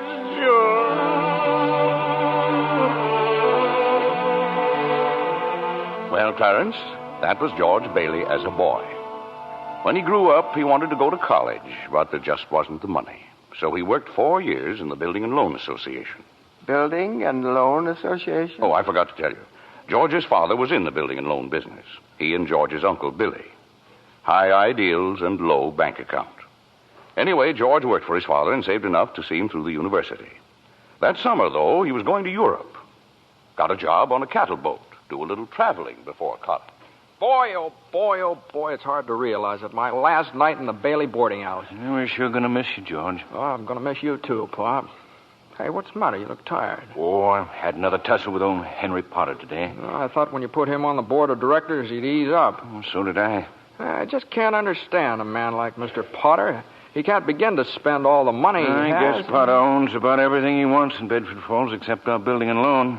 That's why he hates us. Hey, George, can I borrow your tuxedo studs? Yeah, help yourself, Harry. Well, where are they? In your suitcase? I'm not taking a tuxedo on a cattle boat, you know. Say, where'd you get that suitcase anyway? Oh, Mr. Gower, going away present. And one of these days you're going to see that bag all covered with travel labels. Italy, Baghdad, Samarkand. Gonna have a pretty full summer, eh? I'm going to have a pretty full life. Hey, why don't you come to the dance tonight? Why, I'd be bored to death. Well, you couldn't want a better death. Lots of pretty girls.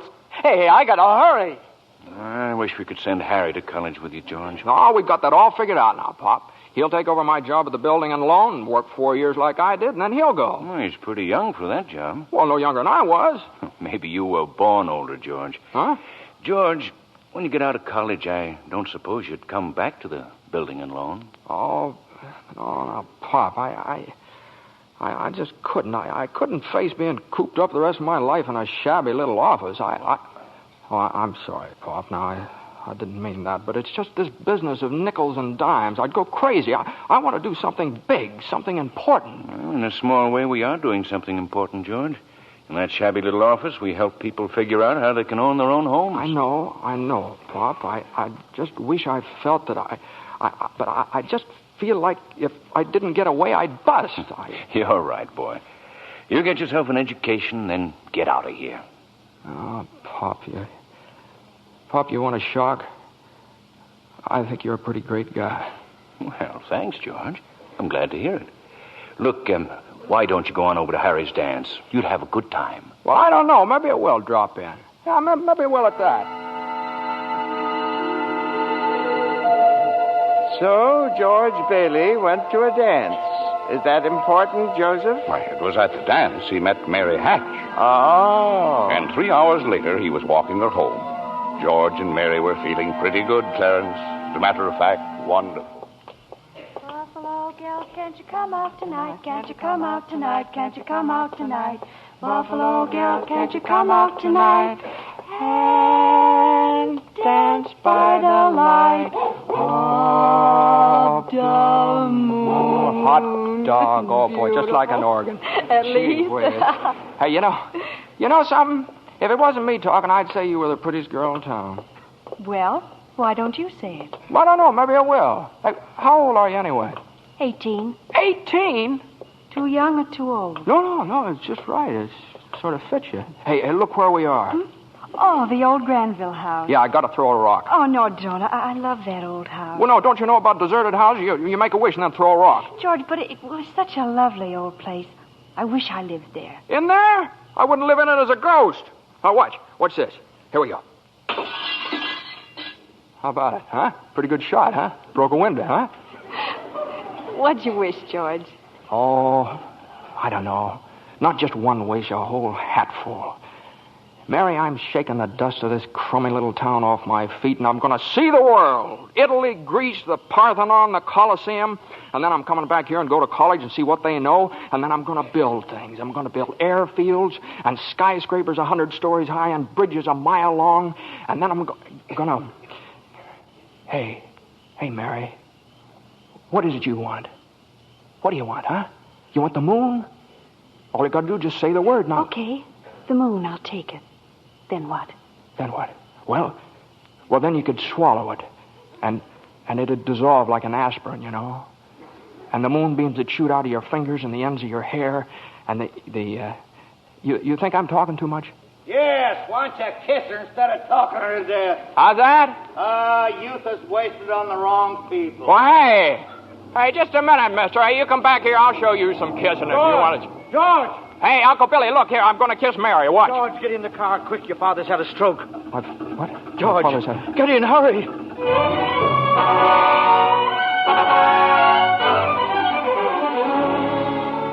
Well, George's father died that night, Clarence. So, of course, George couldn't go to Europe. But that fall, just as he was ready to leave for college, the directors of the building and loan had a meeting. They were going to appoint a successor to Mr. Bailey. What was that you said, Mr. Potter? I said as long as Peter Bailey's dead, let's dissolve the building and loan. We don't need it. Now, wait a minute. Oh, you wait a minute. Peter Bailey was not a businessman. Ideals without common sense can ruin a town. What do we get?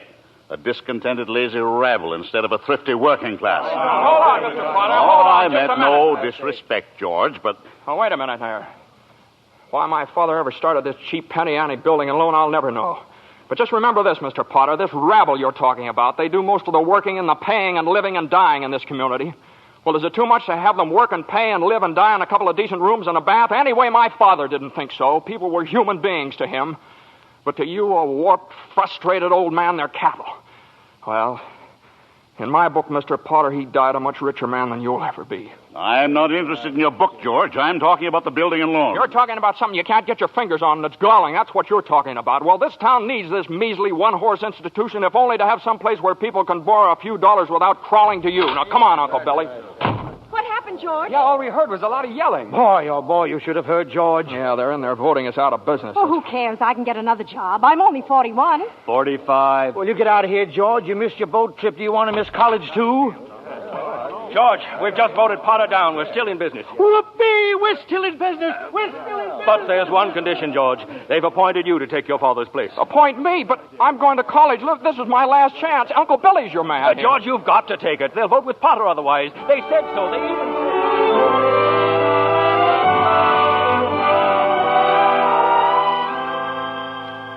I know. George Bailey didn't go to college. That's right, Terence. He gave his college money to Harry. Harry went instead. But what happened to that good-looking girl, you know, Mary? Oh, George saw her now and then. Not very often, though, because Mary went away to school, too.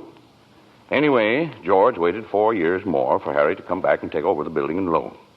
He could still see the world. He planned to work in the oil fields, Venezuela. Except when Harry came home, he wasn't alone. There was a girl with him, his wife.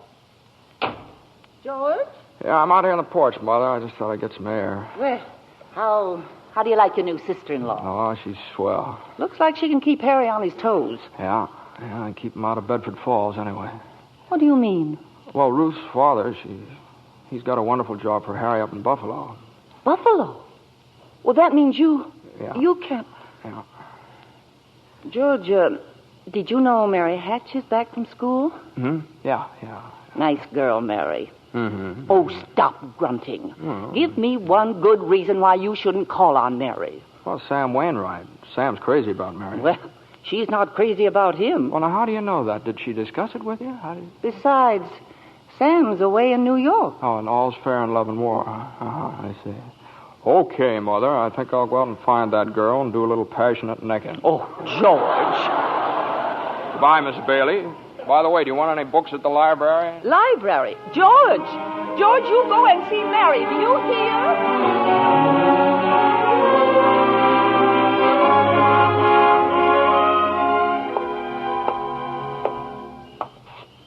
George, is that you out there? Hello, Mary.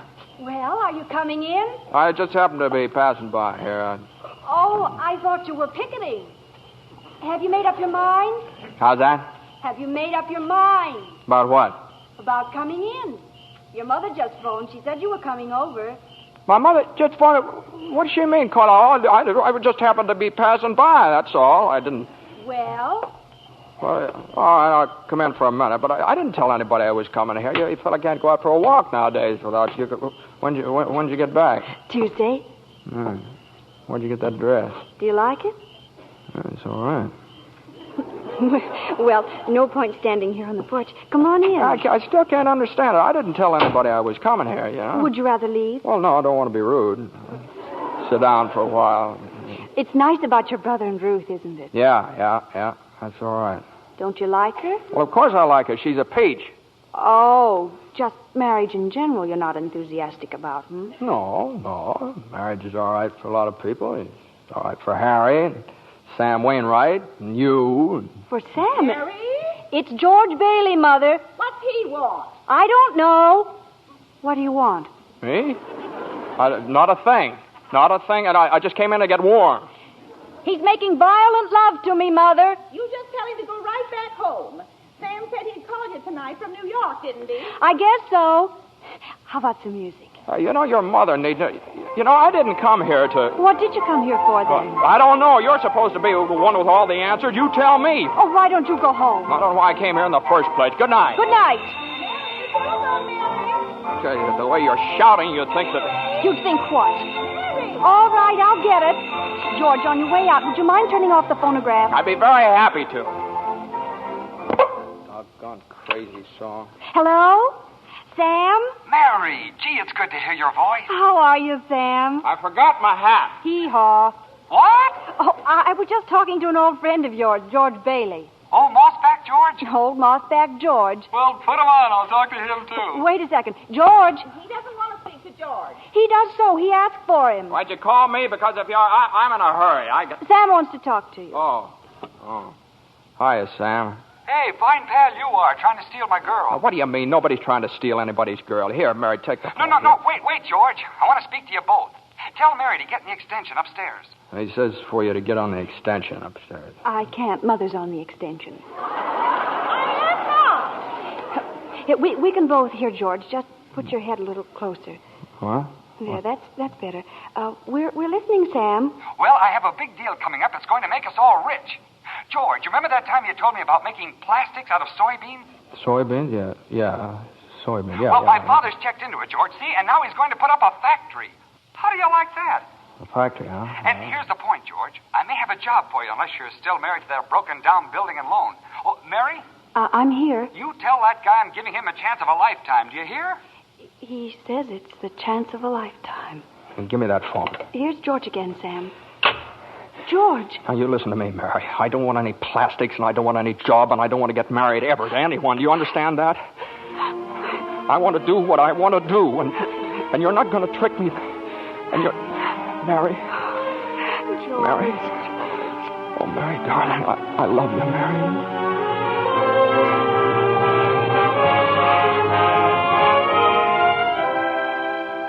Well, so George Bailey and Mary Hatch were... Yes, George and Mary were married. And they started off on their honeymoon in Ernie Bishop's taxicab. Hey, where are you two going on this here now honeymoon? We're going to shoot the works, Ernie. A whole week in New York, a whole week in Bermuda, the highest hotel, the oldest champagne, the hottest music, and the prettiest wife. So you're finally getting out of Bedford Falls, huh? Then what? Then what, honey? After that, who cares? That does it. Hey, Mrs. Bailey, I haven't kissed you. Hey, George, there's something funny going on over there. Look over there at the bank. It looks like a run. All right. Pull over a minute, will you, Ernie? George, let's not stop. Please, let's go straight to the No, wait a station. minute. I better see what it is. I'll be right back. George, please. George!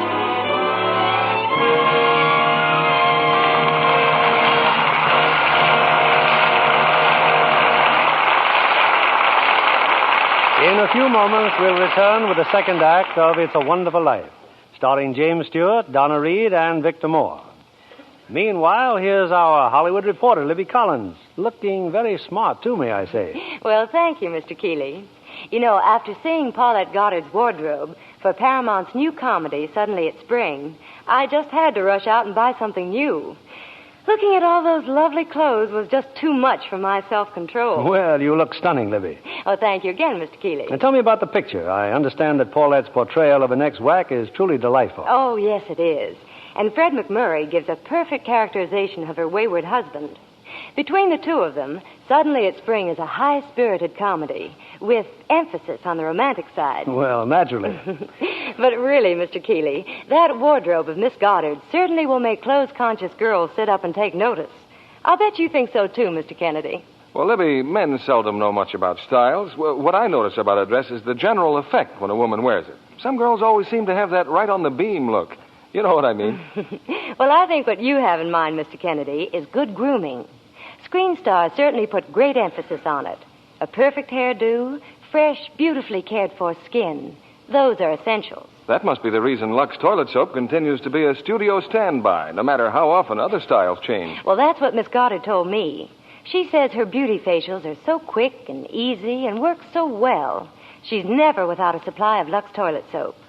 I can depend on it for daily complexion care, she said. I wish you'd tell the ladies in our audience how easy these Lux Soap facials are, Libby.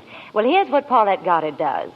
She says, I cover my face with the fragrant Lux Soap lather and work it well in. I rinse with warm water, then cold, and use a soft towel to pat my skin dry. Gives skin quick new beauty, she says. Daily Lux Soap facials do make skin lovelier.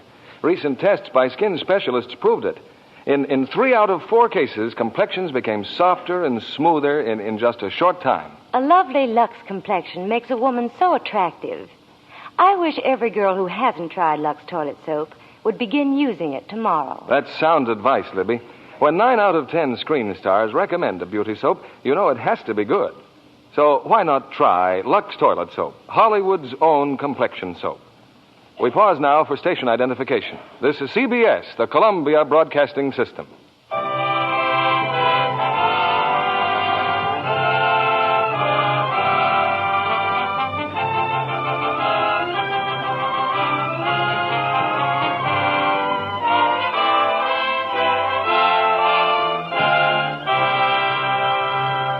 Act 2 of It's a Wonderful Life, starring Jimmy Stewart as George, Donna Reed as Mary, and Victor Moore as Clarence.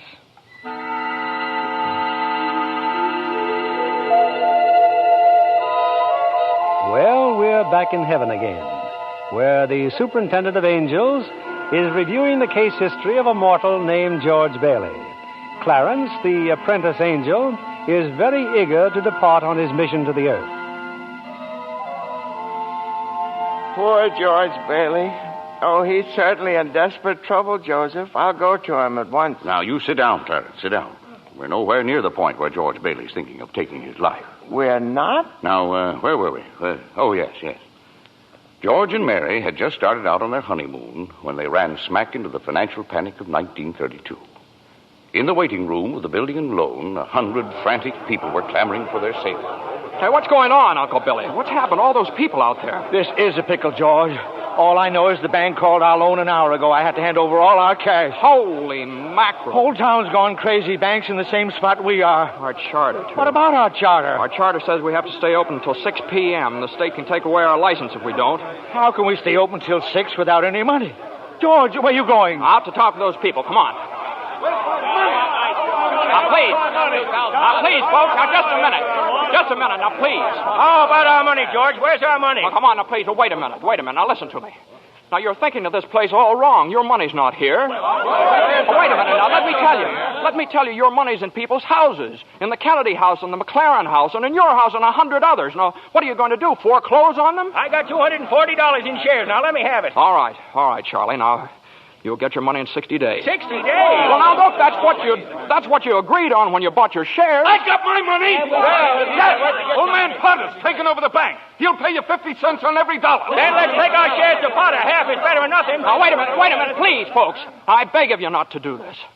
If Potter gets hold of your shares, he'll be owning this building and loan. And he's got the bank, he's got the bus line, he's got the department stores, and now he's after us because he wants to keep you living in his shacks and paying the kind of rent he decides to charge. Now, we can get through this thing all right, but we've got to stick together. We've got to have faith in each other. My husband's out of work. We need money. I've got doctor bills to pay. I can't feed my kids on faith. How much do you need? We still got some money. Hey, Mary. Here it is, George. You told me to hold on to it. Would have made a nice honeymoon. Bought furniture, too. Hey, now, wait a minute, folks. Listen. I've got $2,000. All right, Charlie, how much do you need? $240. No, Charlie, now listen, just enough to tide you over. I said $240. Okay. Uncle Billy, give Charlie $240. All right, Ed. Now, how much just to get by on? $20, I suppose. Now you're talking. Now, Mrs. Thompson, how about you? $20 will do me. Good. $20. Uncle Billy, pay it back when you can now. Pay it back when you can. All right. Who's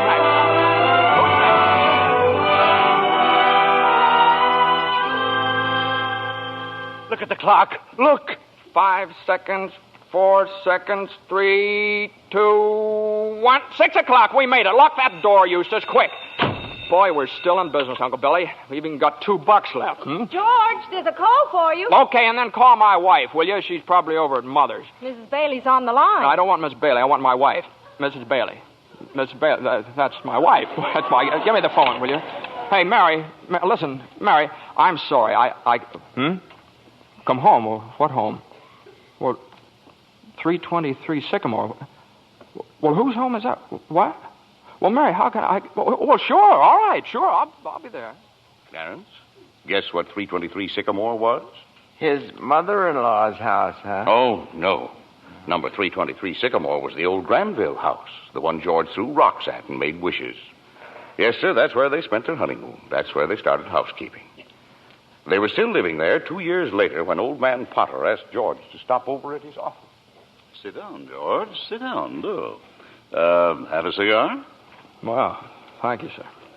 George, you're a young man, married, making, say, $40 a week at the building and loan. 45. 45. Now, if you were some ordinary yokel, I'd say you were doing fine. But George Bailey is intelligent, ambitious. He hates the building and loan almost as much as I do. He's been dying to get out of town ever since he was born, but he's trapped. Trapped into frittering his life away playing nursemaid to a lot of garlic eaters. Do I paint a correct picture, George, or do I exaggerate? Well, what's your point, Mr. Potter? My point is that you're the only man in town who has licked me. George, I want to hire you. Manage my affairs. I'll start you off at $20,000 a year. $20,000 a year? Are you sure you're talking to me? I'm George Bailey. Don't you remember me? The building and loan, remember? Yes, George Bailey, whose ship has just come in, providing he has sense enough to climb aboard. Well, but what about the building and loan? Confound it, man. I'm offering you a 3-year contract at $20,000 a year. Is it a deal or isn't it? No.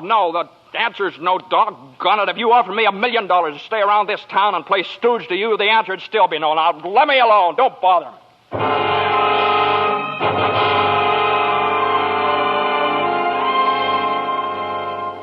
George, what did Mr. Potter want? Oh, it's nothing. He just talk. It's nothing. Oh, gee. Mary Hatch. Mary, why in the world did you ever marry a guy like me anyway? To keep from being an old maid. I was going to see the world. I was going to build things. I was going to give you the moon. What have I given you? Not even a new dress, not for months. Gee whiz, I feel awful. So do I. Mornings especially. I could have married Sam Wainwright, anybody else in town. I didn't want to marry anybody else. I want my baby to look like you. You didn't even have a honeymoon, and I promised you that you what? My baby. Hey, Mary, you mean you're on the nest?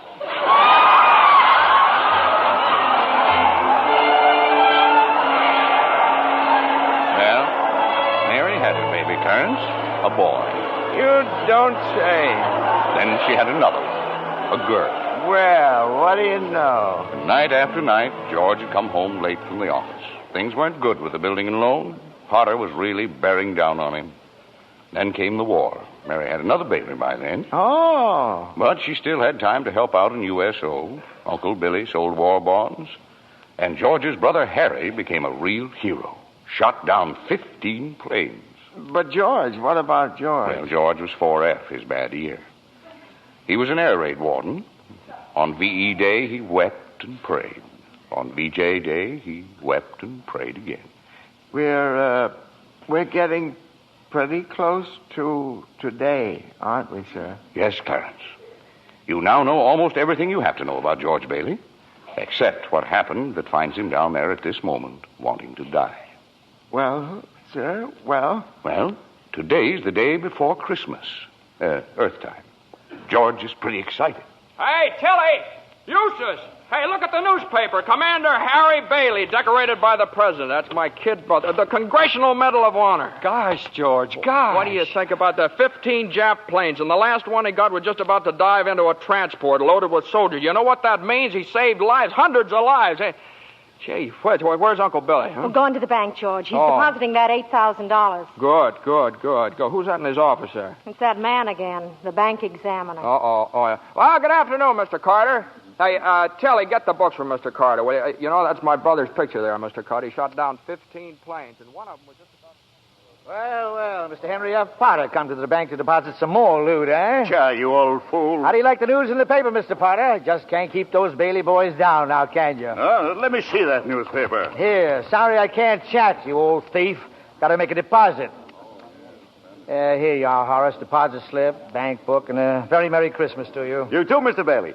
Say, you've forgotten something, haven't you? Horace, I've forgotten things all my life. Get a wiggle on, boy. But, Mr. Bailey, where's the money? What's that? You want to make a deposit? Well, certainly I want. Well, it's customary to bring the money with you. It's gone. Where'd I put it? Where'd I put that money? A terrible thing, Clarence, terrible. Uncle Billy couldn't find the money because the envelope with the $8,000 was folded up in that newspaper he gave to old man Potter. I just don't know what happened to it, George. I just don't know. $8,000. Uncle Billy, the bank examiner's here, and it's not our money. It belongs to the depositors. George, what are we going to do? We've traced every step I took. We can't stand here in the street. Are you sure you didn't put that envelope in your coat pocket? I think so. Maybe. Oh, I'm no good to you, George. I'm no good. Now listen to me. Think, will you? Now try and think. I can't think anymore. I can't. Where's that money, you silly old fool? You know what this means? It means bankruptcy and scandal and prison. One of us is going to jail. Well, it's not going to be me. Now get out of my way. I'm going home.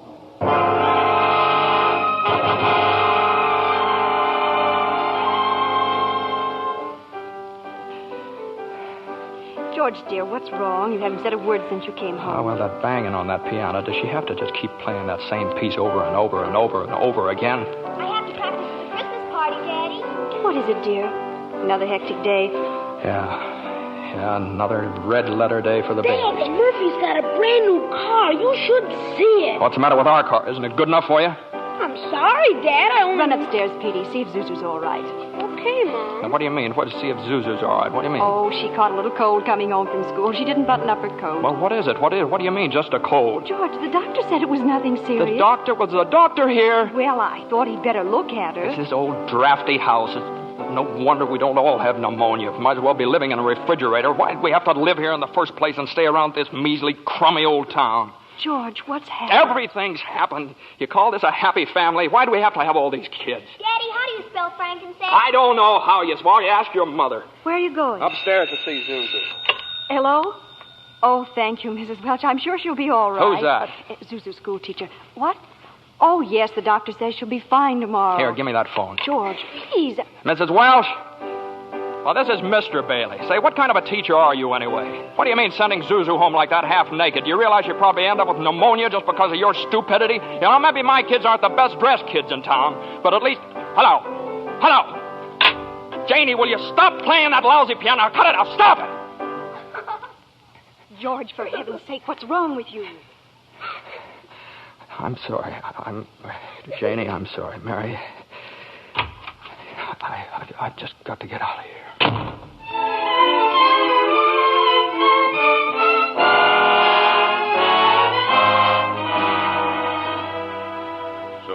That's it, George. You're short $8,000 in your account, eh? Oh, please, Mr. Potter, I'll pay any sort of a bonus if you still want the building and loan. You say it was lost. Have you notified the police? No, sir, I haven't done that yet. Harry's home. Oh, I come to me. What about your good friend, Sam Wainwright? I can't get a hold of him. He's in Europe. What kind of security would I have, George? What collateral? Yes, sir, I have some life insurance here. $15,000 policy. What's your equity in it? $500. And you want $8,000? You once called me a warped, frustrated old man. Well, what are you but a warped, frustrated young man crawling on your hands and knees for help? Why don't you go to the riffraff you love so well? Ask them for help. I'll do anything, Mr. Potter, please. Please help me, Miss. My wife and kids. I'm calling the district attorney. $500. You know something, George? You're worth more dead than you are alive. Now get out of here. Get out.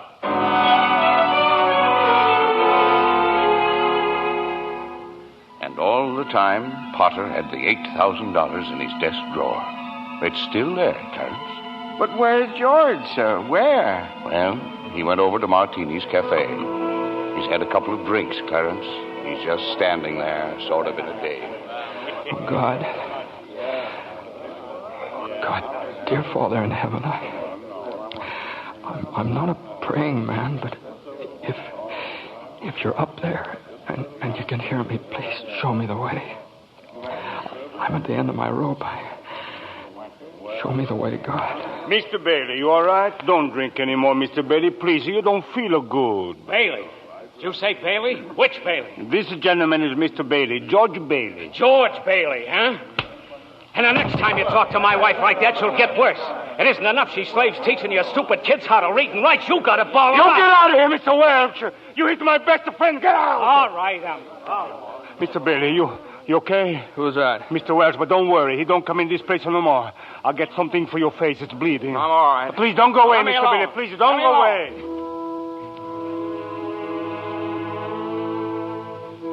away. Well, George left Martini's Cafe 5 minutes ago, Clarence. He's at the river now, on the bridge, looking at the water. Are you ready, Clarence? All ready, sir. Very well. Save George Bailey's life, and you'll get your wings. My wings. Oh, thank you, Joseph. George! George Bailey! Get away from that bridge! You hear me? George! George!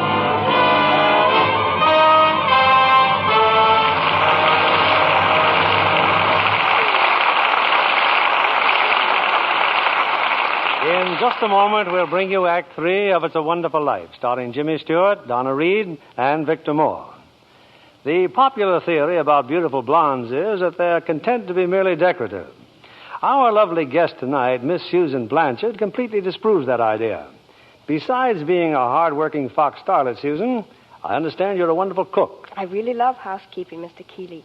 But most of all, I enjoy the training I get at the studio. It's work, but it's fun, too. You're an Easterner, aren't you, Susan? Yes, a native New Yorker. I thought so. It was the Broadway theater that inspired me to think of show business as a career. Well, that's interesting. I used to save my allowance and go to every play I could. One of my favorite actresses was Jane Wyatt. Uh-huh.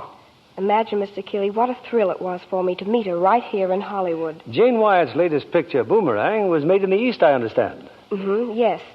But she and Dana Andrews, who stars in Boomerang with her, were in Hollywood to see a studio showing of the picture. Oh, I see. Jane Wyatt is my ideal of a stage and screen star.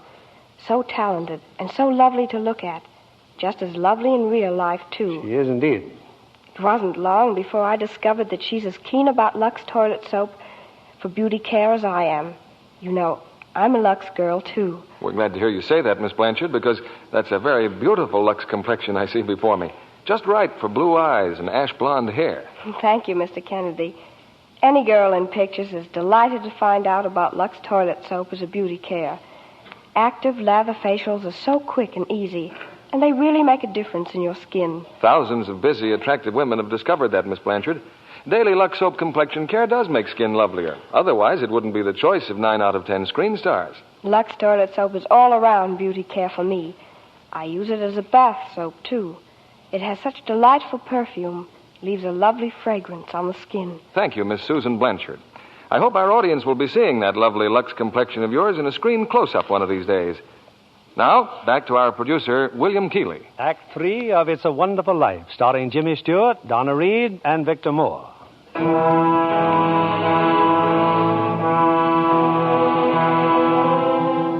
Numb with despair, convinced, as Mr. Potter said, that he's worth more dead than alive, George Bailey stands on a bridge, staring at the dark and frigid waters below. Suddenly, there's a splash. No, that's not George. It's Clarence, the apprentice angel. And there goes George in after him. It's a few minutes later now, and in the bridgekeeper's shack, George and Clarence are drying off. You both sure you're all right? You want a doctor? No, I'm all right. Oh, I'm fine. This underwear, I didn't have time to get anything more stylish. My wife gave me this on my last birthday. I passed away in it. You what, mister? I see Tom Sawyer is drying out, too. Who? My book. I left in such a hurry, I brought Tom Sawyer with me. Hey, how'd you happen to fall in? Oh, I jumped in. I jumped in to save you. Jumped in to save me? Well, I did, didn't I? You didn't go through with it, did you? Go through with what? Suicide. Hey, it's against the law to commit suicide around here. Yeah, it's against the law where I come from, too. Where do you come from? Heaven. Oh, that's very funny. Very Your lips bleeding. Yeah, I got a bust in the jaw in answer to a prayer. Oh, no, George. I'm the answer to your prayer. Hey, how'd you know my name? Oh, I know all about you. Well, who are you supposed to be, anyway? Clarence Oddbody, AS2. Clarence Oddbody. What's the AS2 for? Angel, second class. Hey, I'm getting out of here. You may not need a doctor, but I do. Cheerio, my good man. Hey, look here. Why'd you want to save me? Because I'm your guardian angel, George. Oh, I see. Uh-huh. Well, you look like about the kind of an angel I'd get. What happened to your wings? Well, I haven't won my wings yet. That's why I'm an angel, second class. Oh, I see. But you can help me earn them, George, by letting me help you. Oh, don't happen to have $8,000 on you, do you? No. We don't use money in heaven. Oh, that's right. Yeah, I keep forgetting. I see. Comes in pretty handy down here, bub. Oh, tut. Of course, I found it out a little late. You know, I'm worth more dead than alive. You mustn't talk like that. Joseph will never give me my wings if you keep feeling that way. You just don't realize what you've done for your folks. Why, if it hadn't been for you... Yes, if it hadn't been for me, everybody would be better off. My wife and my kids and my friends. Oh, this is not going to be easy. And I'll be better off if I hadn't been born. What did you say? I said I wish I'd never been born. George, that's wonderful. It's wonderful. What? The idea you just gave me. Well, you got your wish. You've never been born. I've never been born? Exactly. No worries, no $8,000 to get, nothing. You simply don't exist. All right, okay, all right. George, I can do things, strange things. I can show you the world, George, the way it would be if you hadn't been born. Hey, wait a minute. This ear of mine. Hey, say something else in that bad ear. You don't have a bad ear anymore. Oh, I don't think you're concentrating. Oh. Don't you see? You're not the George Bailey you think you are.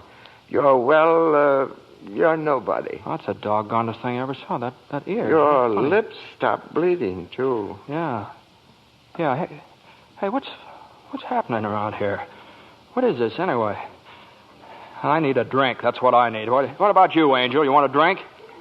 Well, I don't quite know. Come on. We'll go as soon as our clothes are dry. Clothes are dry, George. Hey, so they are. That's funny. Well, look, let's get dressed and we'll stroll over to Martini's and then... excuse me. I'll stroll. You fly. Oh, no, I don't have my You don't wings. have your wings yet. That's right. I forgot that. A couple of drinks and we'll both fly, huh?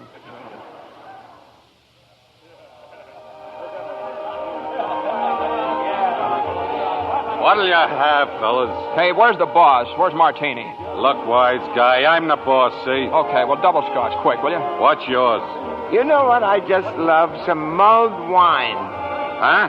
Heavy on the cinnamon and light on the cloves. Off with you, my lad, and lively now. Now cut it out. Oh, come on, here. Just give him the same as I ordered. He's okay. Two double scotch. What about this place? It's all changed. All of Bedford Falls has changed. You're having your wish, George. You've never been born. Oh, there'll be lots of things you've never seen before. Oh, good. Somebody just made it. Made what? Every time a bell rings, it means some angel's got his wings. What'd you say? Look, Clarence, I don't think you better talk about angels around here. Don't they believe in angels? Oh, yeah, they believe in them, but it's just a little thing. thing. Why should people be surprised when they see one? Don't mind him, bartender. He's just a little fella. He just never grew up. And how old are you anyway, Clarence? Well, next May, I'll be 293. That does it. A couple of pixies, huh? Go on, get you. Hear me, get. Where's Martini? Will you Stop tell me? asking about Martini. Ain't here any... Hey, you. Rummy, didn't I tell you never to come panhandling around here? George, look. Hey, it's Mr. Gower. Mr. Gower. Listen, Mr. Gower, don't you know me? This is George Bailey. You buy me a drink, mister? Just one drink, will you, mister? Pinky! Yeah, Nick. Throw the rummy out. Oh, no, please. Hey, bartender, that's Mr. Gower, the druggist. That rumhead spent 20 years in jail for poisoning some kid. If you knew him, you must be a jailbird yourself. Pinky, here's two more. Get him out of here. Get up, George. Good thing he threw us in a snowbank, huh? Where's Mr. Gower? Mr. Gower doesn't know you, George. You see, you weren't there to stop him from putting poison into that prescription. Hey, what do you mean I wasn't there? Look, tell me, what are you? Are you a hypnotist? George. Look, why am I seeing all these strange things here? Don't you understand? It's because you were not born. Well, if I wasn't born, then who am I? Nobody. You have no identity. Oh, what do you mean I have no identity? No papers, no driver's license, no 4F card, no insurance policy. Zuzu's bell. What? Zuzu's bell. I bought my little girl a bell to hang on the Christmas tree, and I forgot to give it to her. I've got it in my... It's gone. It's gone, too. Everything's gone. But you've been given a great gift, George. A chance to see what the world would be like if you'd never been born. You're crazy. You're crazy as a bedbug, and you're driving me crazy, too. Now, look, I'm going home to my wife and family. Do you understand that? And I'm going home alone. Better not leave him alone, Clarence. Keep following him. Joseph, I'll stay near him, sir. Poor George. He's seeing Main Street now the way it'd be if he hadn't lived.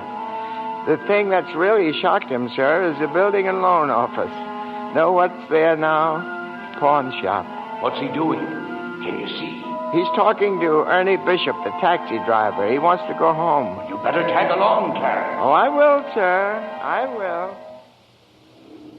Come on, step on it, will you, Ernie? Get me home. I'm off my nut. Where do you live, buddy? Oh, now, doggone it, Ernie. Don't you start pulling that stuff on me. 323 Sycamore. 323 Sycamore? Yeah, hurry up. Zuzu's sick. Okay, buddy. Hey, look, Ernie, I don't know what's happened. I'm going crazy or something. I got some bad liquor.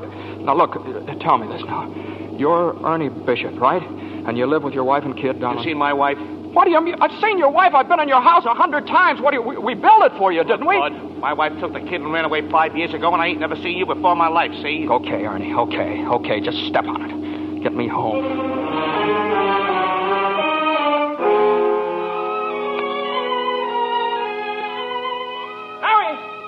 Mary, where are you? Janie, Petey, Zuzu. Zuzu, where are you? This is just an old abandoned house, George.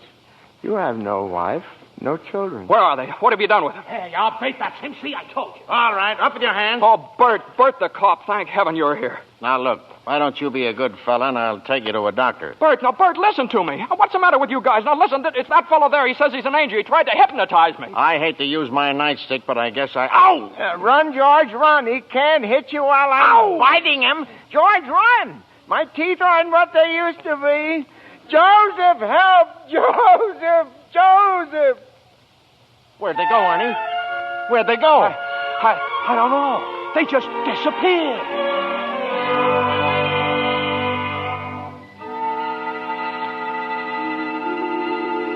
Clarence. Oh, Joseph, I hope you don't mind my calling on you like I did. It was very irregular, Clarence.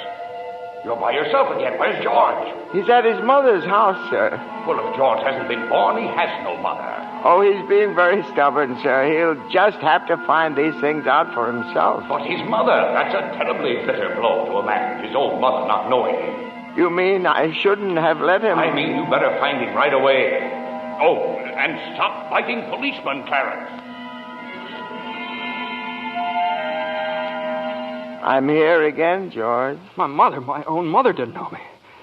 If only Harry were here. If my brother were only back from Washington. Your brother fell through the ice and was drowned at the age of 9. Well, that's a lie. He got the Congressional Medal of Honor. He saved the lives of every man on that transport.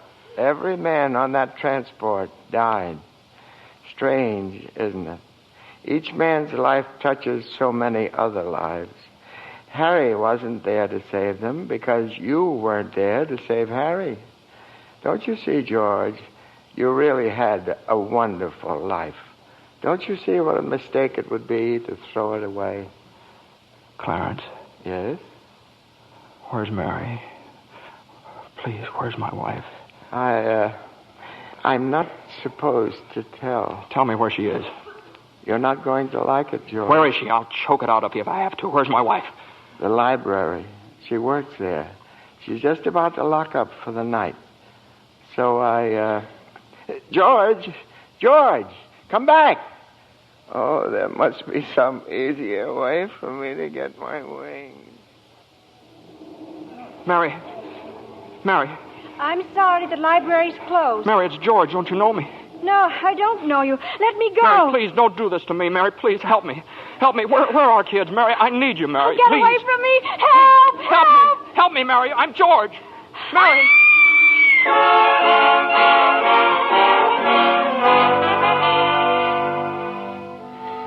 Clarence. Oh, where is he, Joseph? Where's George? I'm afraid I've lost him, sir. You knew you shouldn't have let him try to see Mary. Now they're after him, a mob. They think he was trying to hurt her. Joseph, I won't even get one wing, will I? You have one more chance, Clarence. Get over to the bridge by the river. I think George has seen just about enough. But the mob... But don't worry. They've lost him, too. Now, hurry up. Oh, thank you, Joseph. Thank you. Clarence, where are you? I'm here, George. Help me, Clarence. Get me back. I don't care what happens to me. Only get me back to my wife and kids, please. I want to live again. Oh, thank you, George. Thank you, boy. I want to live again, please. Oh, God, please let me live again. George? Is that you down there, George? Now get out of here, Bert.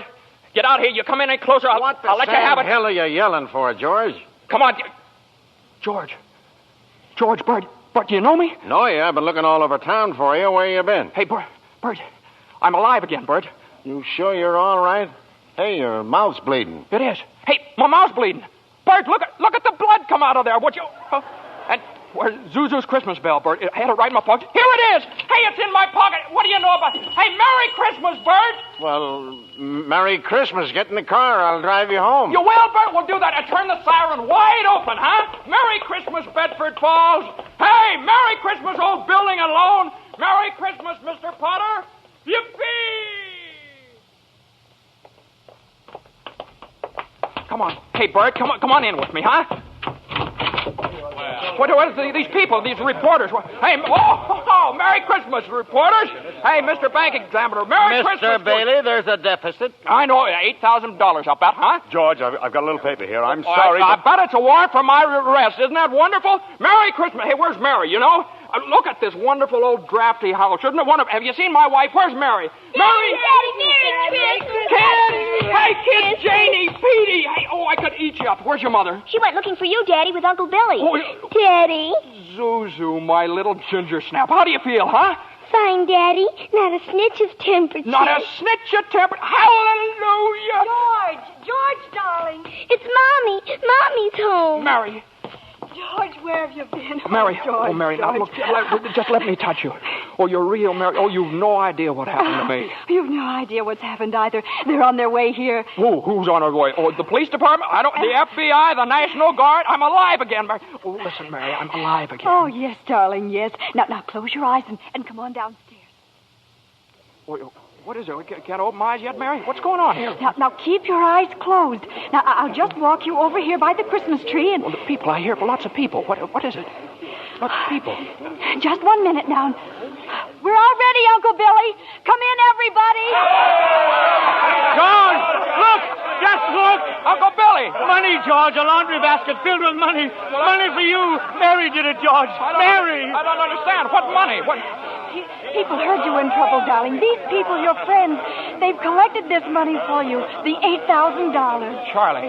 Hey, there's Martini. Mr. Gower. Hey, how are you, Mr. Gower? Mrs. Thompson, Ed, Tom, everybody. None of us would have a roof over our heads if it wasn't for you, George. Oh, gosh, this is wonderful. Hey, Mary, look who's coming in. Mother. Hi, Mother. Hey, and Harry. Got Mary's telegram, George. I flew in as fast as I could. Hey, everybody, a toast. How about a toast? Oh, good idea, Ernie. A toast to my big brother, George, the richest man in town. Good old acquaintance be. Daddy, my Christmas bell. You didn't forget. Forget? Here, honey. Here's your bell. Daddy. Darling, what's this on the table here, this book? The Adventures of Tom Sawyer. Lord, there's something written in it. Dear George, remember no man is a failure who has friends. Thanks for the wings. Love, Clarence. Clarence? Yeah, he's a very dear friend of mine. Daddy, this is Welsh says every time a bell rings, an angel gets his wings. That's right, Zuzu. That's right. That's right. Attaboy, Clarence. Attaboy, Clarence. Happy landing.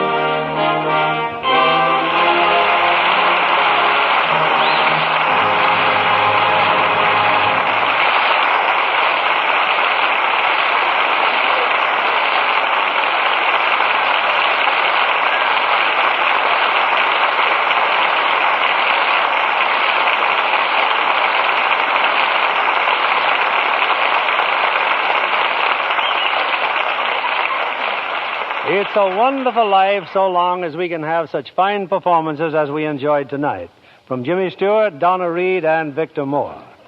Jimmy, I'd like to thank whatever guardian angel whisked you back from Texas for our show this evening. Well, that guardian angel was an airline's wing, Bill. You were in Texas for the premiere of this picture, weren't you, Jimmy? Yeah, Frank Capra and I went down for 5 openings, as many nights. Pretty good All down of there them in Texas. yeah. Jimmy? Yeah, every one of them. There were 5 premieres over Texas. You know, it's a pretty big state. Takes that many to do it. Jimmy, I'm sure your fans were proud to read that you received an honorary degree from Princeton just the other week. Yes, how about that, Jimmy? Do we call you professor now? No. It's just an M.A. Oh, Master of Arts? Well, it might have been. I don't know. It might be for murdering architecture. That's what I studied at Princeton. Well, you know, Donna has an honorary degree to her credit, too. LLC. What's that, Bill? LLC? Well, you can see for yourself. A lovely Lux complexion. Well, thank you, Bill. Or rather, thank Lux Toilet Soap. It's a wonderful complexion care. I use it faithfully. With wonderful results, I see. What's happening next Monday night on Lux, Bill? Next week, we have another of the season's most successful films. It's 20th Century Fox's thrilling screen hit, Leave Her to Heaven, with lovely Jean Tierney, and a star who appears in answer to literally hundreds of requests, Cornell Wilde. Based on the best-selling novel of the same name, Leave Her to Heaven is the strange, dramatic story of a woman whose twisted mind and fiendish jealousy drive her to any lengths to hold the man she loves. Now, that ought to make great listening, Bill. I wouldn't miss it for anything. Good night. Good night, and thanks a million.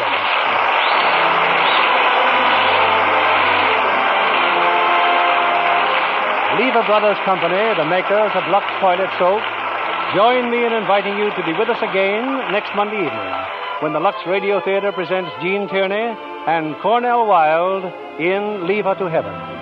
This is William Keeley saying good night to you from Hollywood.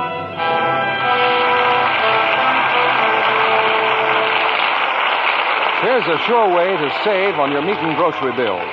Turn in used kitchen fats to your butcher and receive a generous price for every pound. The worldwide supply of fats is still desperately short, and every drop you save helps in the making of soap, refrigerators, and other needed items. So save and turn in your used kitchen fats. Donna Reed appeared through the courtesy of Metro-Goldwyn-Mayer, producers of The Beginning or the End, starring Brian Donlevy and Robert Walker. James Stewart will soon be seen in the Robert Riskin production for RKO, Magic Town. Victor Moore will soon be seen in Roy Del Ruth's production, It Happened on Fifth Avenue. Our music was directed by Louis Silvers. This program is broadcast to our men and women overseas through cooperation with the Armed Forces Radio Service. And this is your announcer, John Milton Kennedy, reminding you to tune in again next Monday night to hear Leave Her to Heaven with Gene Tierney and Cornell Wilde. Spry. When you bake and fry, Spry. for your cake and pie, Spry. it's your shortening by. Rely on Spry. Want fried foods crisp, golden, better tasting? Try Spry, the pure vegetable shortening that gives you delicious, better tasting fried foods. So digestible, too, the Spry way. Rely on Spry. S-P-R-Y. Rely on Spry. S-P-R-Y. Be sure to listen in again next Monday night to hear the Lux Radio Theater presentation of Leave Her to Heaven. This is CBS, the Columbia Broadcast. Come hang out and chill with Brian A. Davis and the Bad Beat. Wednesdays, 11 p.m. Eastern, right here on thatmetalstation.com.